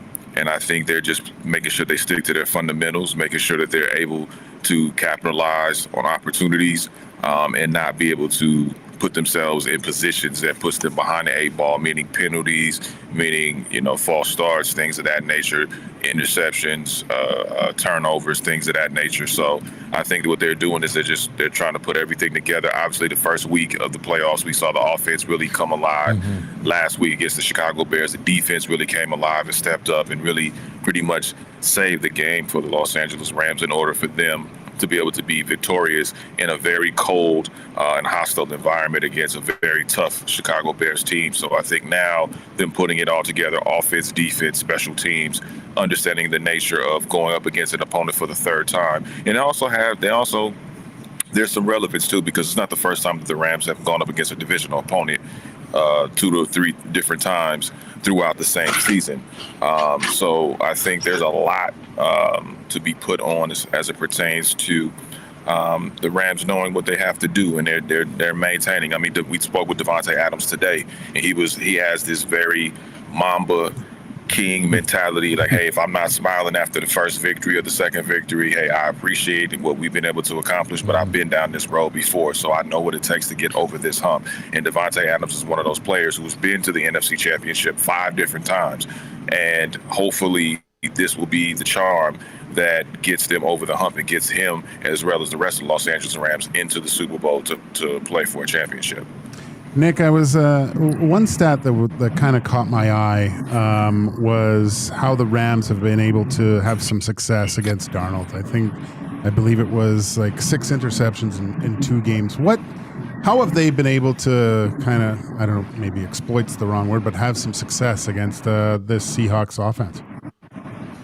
I think the ability of not making crucial mistakes at key times. I think when you put the pressure at the line of scrimmage, I think they're able to, especially in the interior, they've been able to really maximize that pressure and really try to disguise their coverages defensively, where it confuses Darnold at times and forces him either to overthrow his player rather, or be able to throw the ball away, or maybe 3 and out, and then be able to have the opportunity for the Rams to come back on offense to be able to make the significant drive. And I think that interior defense has been really, really belligerent when it comes against Sam Darnold and offensive line. And I think if they continue to be able to do that, because Sam Darnold's not going anywhere. He's going to continue to be him.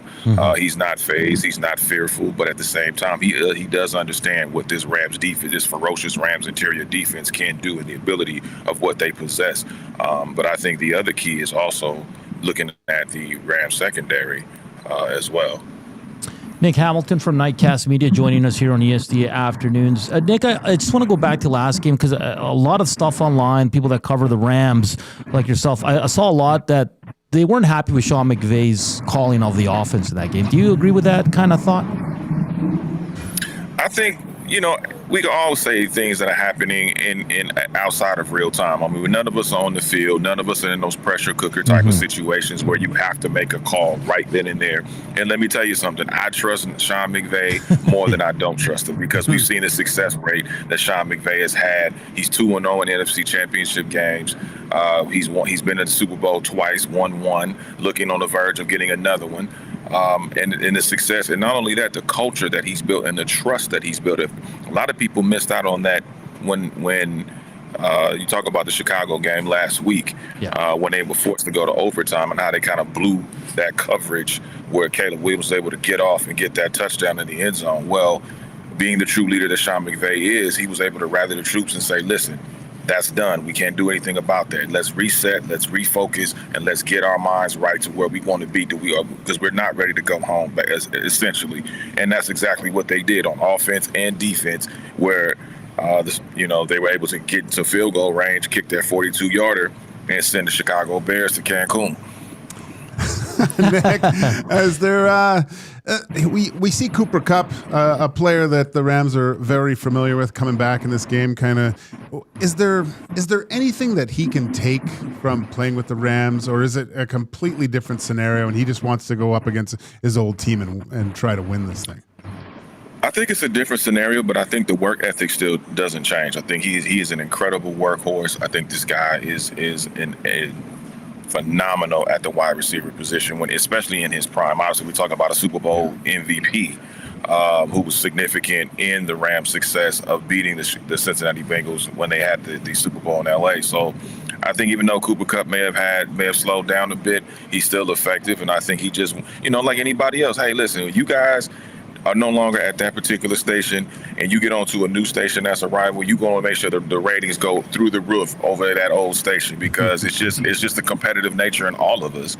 And I think Cooper Kupp is no different. I think he understands what Sean McVay is about, but also he has a focus on what his assignment is and not get lost in that. Because if you're so ultra focused on what your former team is doing, you're not going to be any earthly good on your current team. And so I think that's what he's focused on, along with JSN and the rest of those boys on that offense, to ensure that they're going to be successful on Sunday if they're able to accomplish what they need. Nick, just looking at Matthew Stafford, I know he's been asked a lot about the question. He keeps saying the same thing. He's not ready to answer it if he will retire after this season. Do you think that answer changes with the Super Bowl championship? Listen, I think it's a probability. The probability is high if he does go out on top. Number one, winning the MVP award. Number one, obviously, he's already been named by the Pro Football Writers Association thus far, but we're waiting to see come award night if that's going to be coming to fruition, which it should be number one. Number two, winning a Super Bowl title, his second Super Bowl title in his career. It would not surprise me. I don't know. I don't have a crystal ball. I don't have any sources. I haven't been told anything. So I guess we all gonna have to wait like everybody else. But it would not surprise me if that was a choice. It also wouldn't surprise me if he said, you know what, guys, let's run it back. Let's see what we can do if we can run it back. Because essentially they're gonna have the same type of team coming back into next season. So you got the key pieces that you need to be successful going into next season as well. Nick, can you speak to the Rams are down a score with a minute and a half, watching Stafford operate. Tell us about the team, their mindset. It just seems like, Stafford's got the ball, we're winning this game. There's a sense of confidence with the team. It seems like if you want anyone with the ball in that situation, with all four quarterbacks left, I think he wants Stafford more than anyone.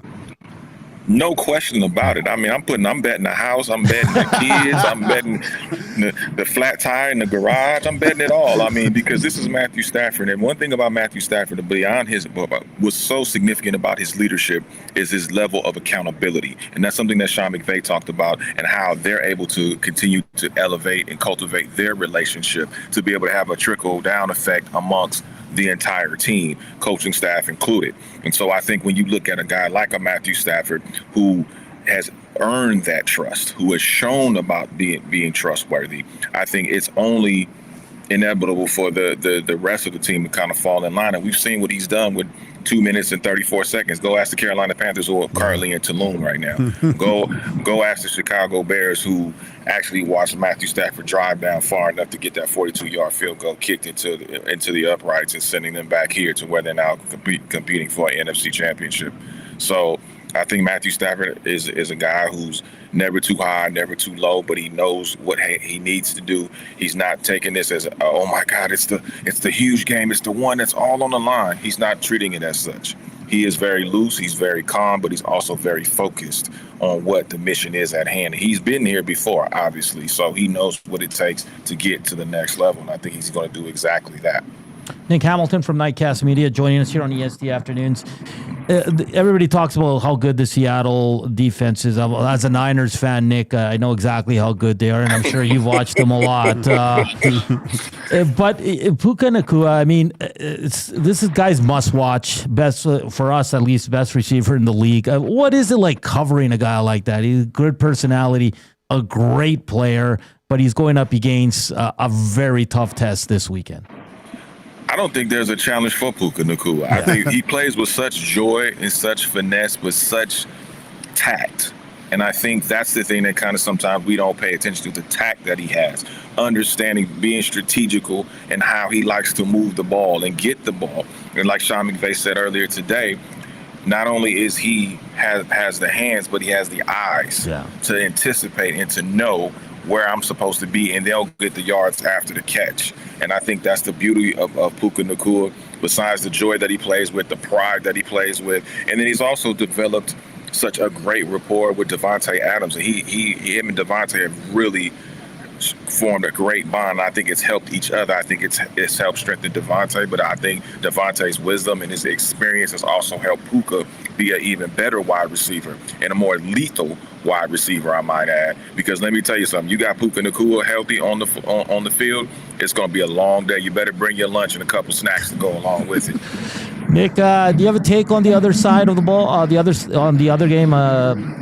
between the Broncos, who will be without Bo Nix, obviously, and the Patriots? Do you have a pick one way or the other here? You know what? I think it's going to be a much closer game now that Bo Nix is not in the picture, which is really unfortunate, because I was really looking forward to seeing Bo Nix compete at that level, following his career from the days of Oregon to where he's been able to ascend to as that quarterback in Denver that Sean Payton has truly trusted and believed in. But I don't count the Denver Broncos out as much as I think a lot of people have, because I think this is also a guy that's their backup has been there. He understands the playbook. He knows what Sean Payton expects. And also, too, you still got the same defense. The defense isn't changing at all. When you look at those weapons that they have on offense. And also, too, it's going to be a battle of the experiences, because when you look at Drake May on the other side of the New England Patriots, even though I believe the New England Patriots defense is probably the third best defense out of these four that are still playing. When you look at this Patriots team, when you look at Drake May and what they've been able to accomplish, this is everybody's first trip down the road. So I think it's going to be a battle of wills. I think it's going to be a battle of who makes the least amount of mistakes and who's going to make sure the other team pays for those mistakes by capitalizing on those by either scoring or being in scoring positions to elevate themselves. And also, too, time of possession is going to be very key. Who's going to have time of possession that's going to be able to take care of the football effectively, especially when you get those 50-50 type balls. Can you get those 50-50 type balls your way in order to keep the drives going? I think that's going to be an essential key as well. So I think it's going to be a fun game, but it's not going to be more televised and more anticipated than the Seattle Seahawks against the Los Angeles Rams. This is what everybody's been anticipating, including, I'm sure, the league. So let's all enjoy it, because this might be a little better than the Super Bowl. We'll see. Nick, 1 to 10, 10 being the highest excitement level to watch Bad Bunny at halftime. Man, I'm looking forward to watching Bad Bunny, man. I like Bad Bunny, man. He gives that global appeal, man. Gets the women involved. You know, when you got a good time, you got the beautiful women involved. You know, you're gonna have a good time unless you just don't like life. And let me assure you. Listen, I'm going to be glued watching Bad Bunny perform and watching what goes on around. So rest assured. Thank you, NFL. Thank you, Mr. Jay-Z and Rock Nation, for bringing on Bad Bunny. I appreciate you. Thank you so much. Hey, Nick, one of our viewers says, I see Nick Hamilton has some movie takes on Twitter. Does he have a top 3 movies of 2025? Ooh, that's cool. You know what? I'm going to say Sinners, number 1, which I think they should win an Oscar. Okay. I know they're going to be nominated. Michael B. Jordan, I'm sure, is going to be nominated. I'm going to have to say One Battle After Another. I think Leonardo DiCaprio and Tiana Taylor did fantastic. That whole cast did a fantastic job. Chase Infinity is on the rise. Make sure you pay attention to Chase Infinity. Her career is going to be taking off, man, like a plane at LAX. And I think,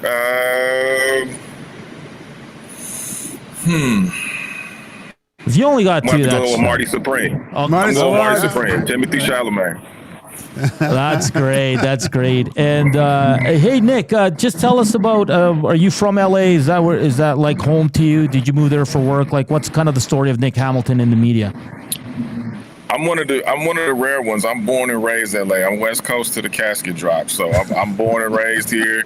I've been here. I've been able to move around. I've been able to travel, across the country. But this is home for me. I mean, as high as the taxes are, as high as everything else is out here, it's still home, and I still love it.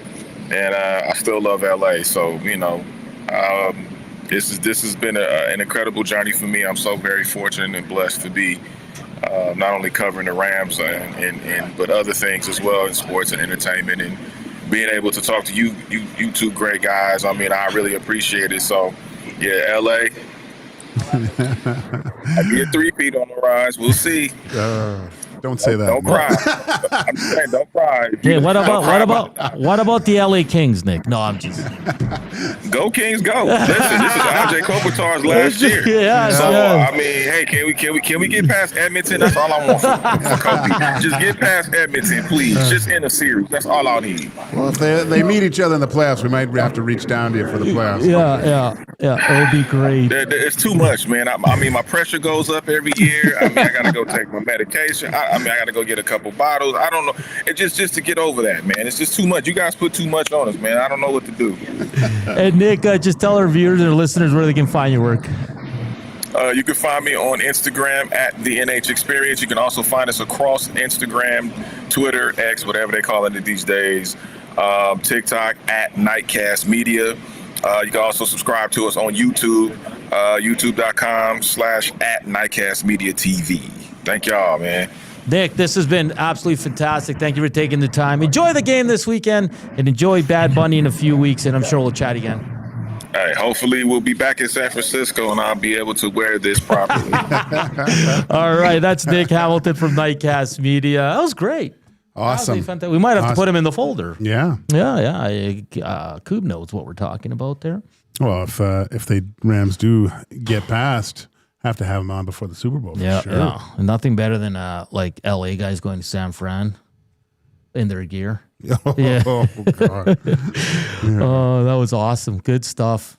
Are you leaning one way? He does Dodgers too, probably, right? He probably does. Yeah. There's so many teams in LA, right? Like Lakers, and the Clip Show, and are you leaning one way or the other for this game? I just after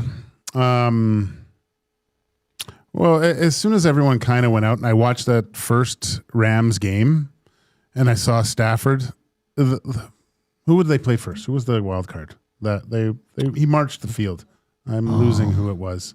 But I just watched him operate. Panthers. And it looked like Panthers were going to win, right? It looked like an upset. And I just go, you can't count this guy out. He's just he's one of the elite of the elite at quarterback, and someone you just do not want to have the ball.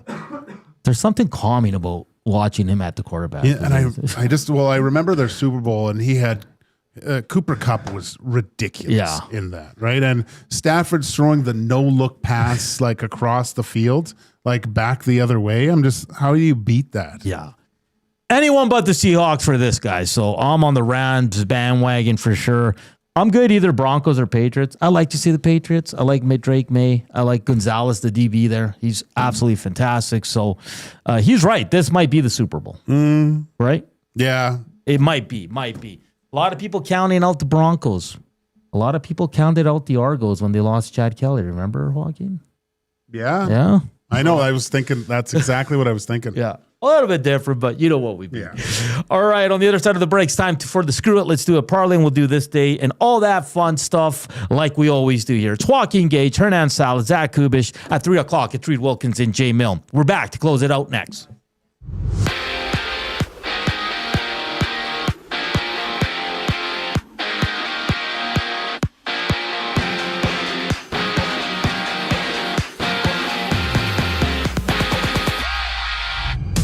Half a dozen games in the NHL. An original 6 matchup between the Leafs and Wings goes at 5. Edmonton's next opponent, the Penguins, are down the QE2 in Calgary, tussling with the Flames while the Ducks hit the ice in Colorado against the Avalanche. WHL action, it's the Oil Kings hosting the Pats at Rogers Place. Edmonton third in the Eastern Conference, looking for 2 straight wins, while Red Deer sits third last in the East. From Houston, Joe Mixon's availability for next season remains uncertain, with the Texans sitting out all last year with a foot injury he suffered this past offseason. 7 games in the NBA. Toronto with a date against the Kings at 8 o'clock around the league. OKC visits Milwaukee, and the Cavs and Hornets tip off at 5. In baseball news, ESPN's Jeff Passan has reported that Cody Bellinger and the Yankees have agreed to a 5-year deal worth over $162 million total. The contract includes opt-outs after years 2 and 3 with a full no-trade clause. The final segment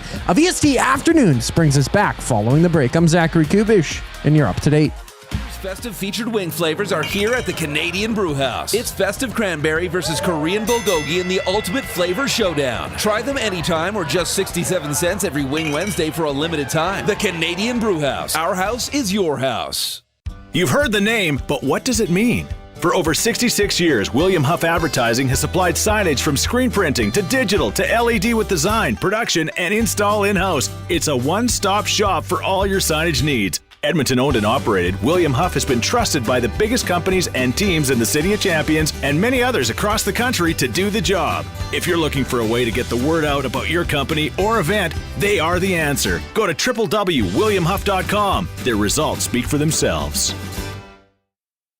Hey Edmonton, did you know a local Play Alberta winner scored over $430,000 on Desert Fantasy? Think about the rec room you could build with that kind of cash. From major casino winners every hour to jackpots worth millions and hundreds of popular games to money that stays in the province, there has never been a better time to sign up for Play Alberta. Download the app today to get started with casino, sports, and lottery, all in one app. Must be 18 plus to play. When you gamble, use your game sense. At Firehouse Subs, our subs are freshly toasted, stacked high, and crafted to satisfy. Each sub is piled high with premium meats, melty cheese, and toasted to perfection. Firehouse Subs brings bold flavor to every bite, all served on a freshly toasted roll. But we're not just feeding Edmonton, we're fueling it. Dig into the brisket hat trick, piled with slow-smoked brisket and melty cheese. Or go to the Firehouse Subs fan favorite, the Hook and Ladder. Made to order with smoked turkey, honey ham, and Monterey Jack cheese on a perfectly toasted roll. With 15 Firehouse Sub locations across Edmonton and the greater area, it's easy to grab a hot and hearty sub close to home. Firehouse Subs. Hot, hearty, made to satisfy.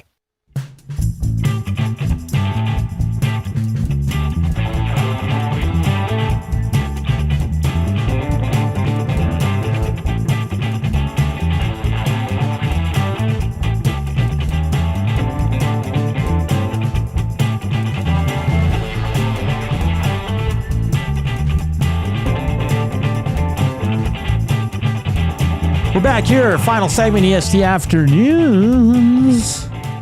So, sounds like Brandon Ayuk's done at the Niners. And 49ers general manager, check this out. John Lynch confirmed the team will look into the electrical substation on Levi Stadium grounds. Speculation arose the effects from the substation have contributed to teams' injury woes in recent seasons. Because they've been a Band-Aid for 2 years, man. So the electrical substation. Yeah, that Jay had a whole segment on that. Yeah. You'd be like Electro Man. Yeah. Or whatever the superhero is. The Flash? No, I mean, sure, give it a look, but I don't know if that's a stretch. They should check the water for fluoride, too, while they're at it. And Bronco Nick, who's a Broncos fan, says Senator Luke Wattenberg is back along with J.K. Dobbins. Yeah. Speculation was Dobbins would return. It's a big boost for that team for sure. That's what we were trying to get. See, sometimes things just work out, Joaquin. I was trying to get Broncos. We couldn't because they were practicing at the time of our show, and we ended up on a great guess. And Nick. Happens for a reason. West Coast, baby. That's where it is. All right, let's get to it. Let's see here. Yesterday, Joaquin's the only one that hit. Neighbors, no point. Brat, no point.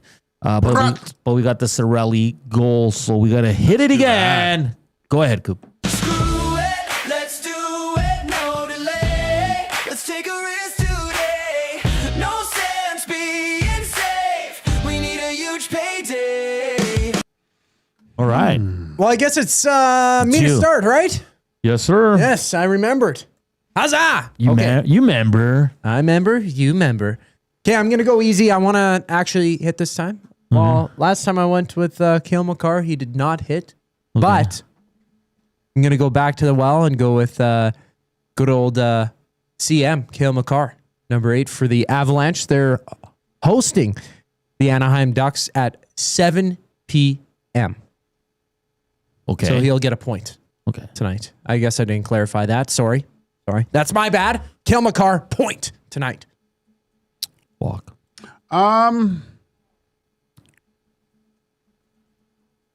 Let's see here. Sorry, I'm looking at the wrong. You take your time, buddy. We got time. Do we? Yes. You know, I just think I don't like that game. I don't like the Capitals Canucks game. It's a weird looking game. Yeah, it is. But Teddy Bluger's back. Yeah, I think I'm just gonna go down the road. Oh, okay. The Penguinos. Okay. And we are going to go with a Sidney Crosby point. Crosby point, eh? Okay. I see what you're selling. I see what you're putting down. And you know what I'm going to do? I'm going to piggyback off that. You okay, buddy? Okay. I'm going to go Brian Ruskell. Okay. They're on the same line.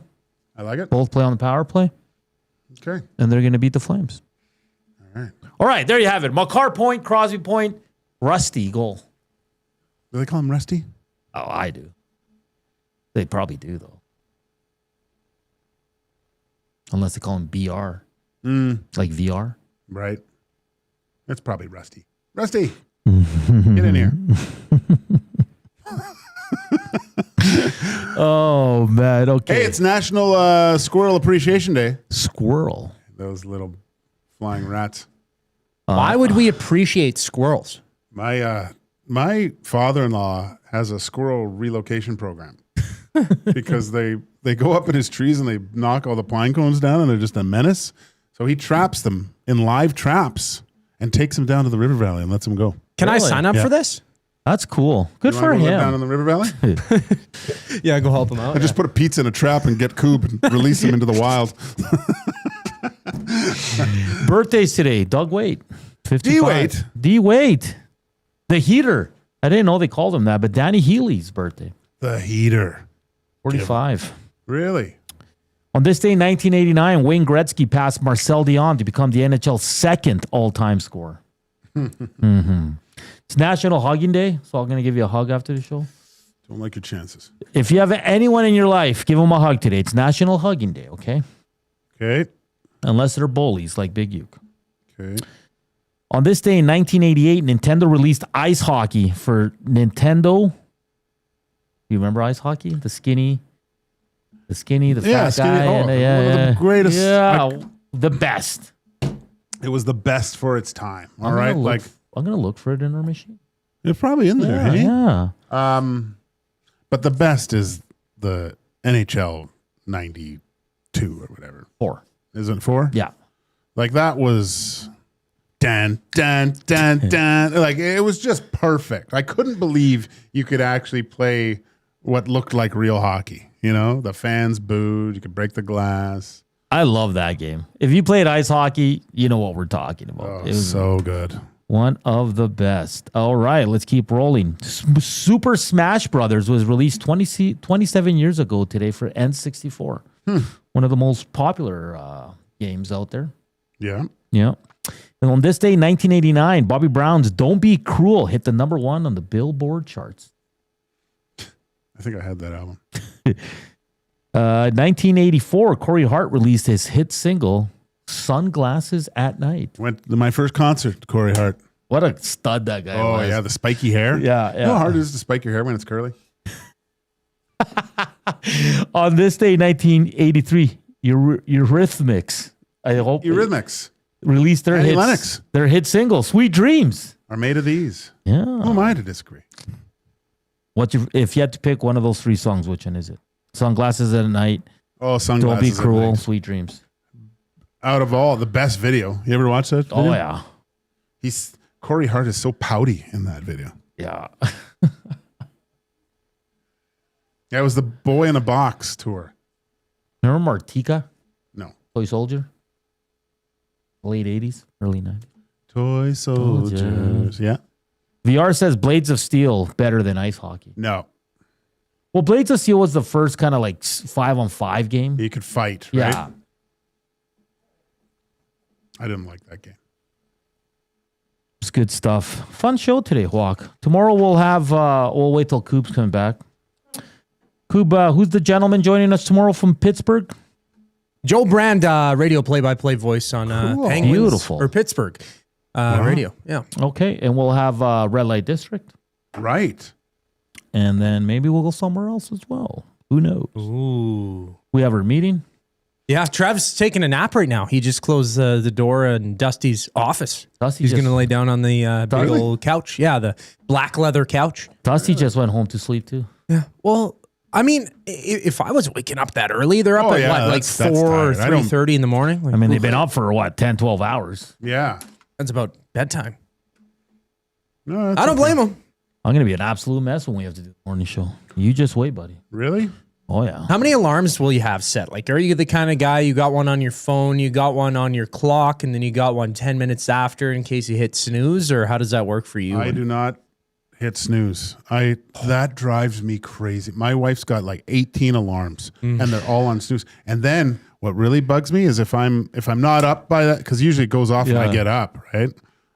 If she'll leave her phone. Oh. And so It just keeps going? And it keeps going. Like Oh, it's terrible. And my daughter, she could sleep through a tornado and she sets her alarm for she always says, "Oh, I'm going to go to the gym in the morning." I go, "Yeah, okay." Yeah. And she sets it for 5:30, and all I hear is for 10 minutes straight. I have to phone it from my phone to turn it off because I don't want to get up and go in there. Yeah. I lived with back in the day. I lived with 3 buddies in our 20s, and my one buddy, man, his alarm would go on, and he would sleep right through. Really? All the boys would have to get up at least once to turn it off. So are you? If your alarm goes off, are you a snoozer? Sometimes, not often. I'll turn it off usually, and then I'm like, you're half awake, so I know I'm not going to be falling asleep for another 2 hours, so I kind of just lay there. But I'm not a big snoozer, no. No, I don't. The last time I had engaged a snooze, I had a beatbox in my room at home, way back when, and my little boombox, it had an alarm. You could set an alarm for it with the remote, and there was a snooze on the alarm, but you could set the snooze. Oh, really? I was 14 or something. You know how long my snooze was? An hour and a half. So I had Green Day Dookie in there, and it would come on the first song, just blast. And then I would hit snooze and go back to sleep for another hour and a half. Oh, that's too good. We'll finish with this one. Great guest. Hate the team. Game 2, the River Cree inbox. And a lot of names came in. Norm MacDonald, Al Franklin, Bill Hader. Thank you for chiming in to the River Cree inbox and to the Nasty Chat. Thank you for watching, listening, and slamming that thumbs up. Reed Wilkins coming up 3 to 6 with Jay Milne. Don't go anywhere. We're back tomorrow. Enjoy the night off from Oilers hockey. We'll chat tomorrow. Ciao. Dun, da, da, da.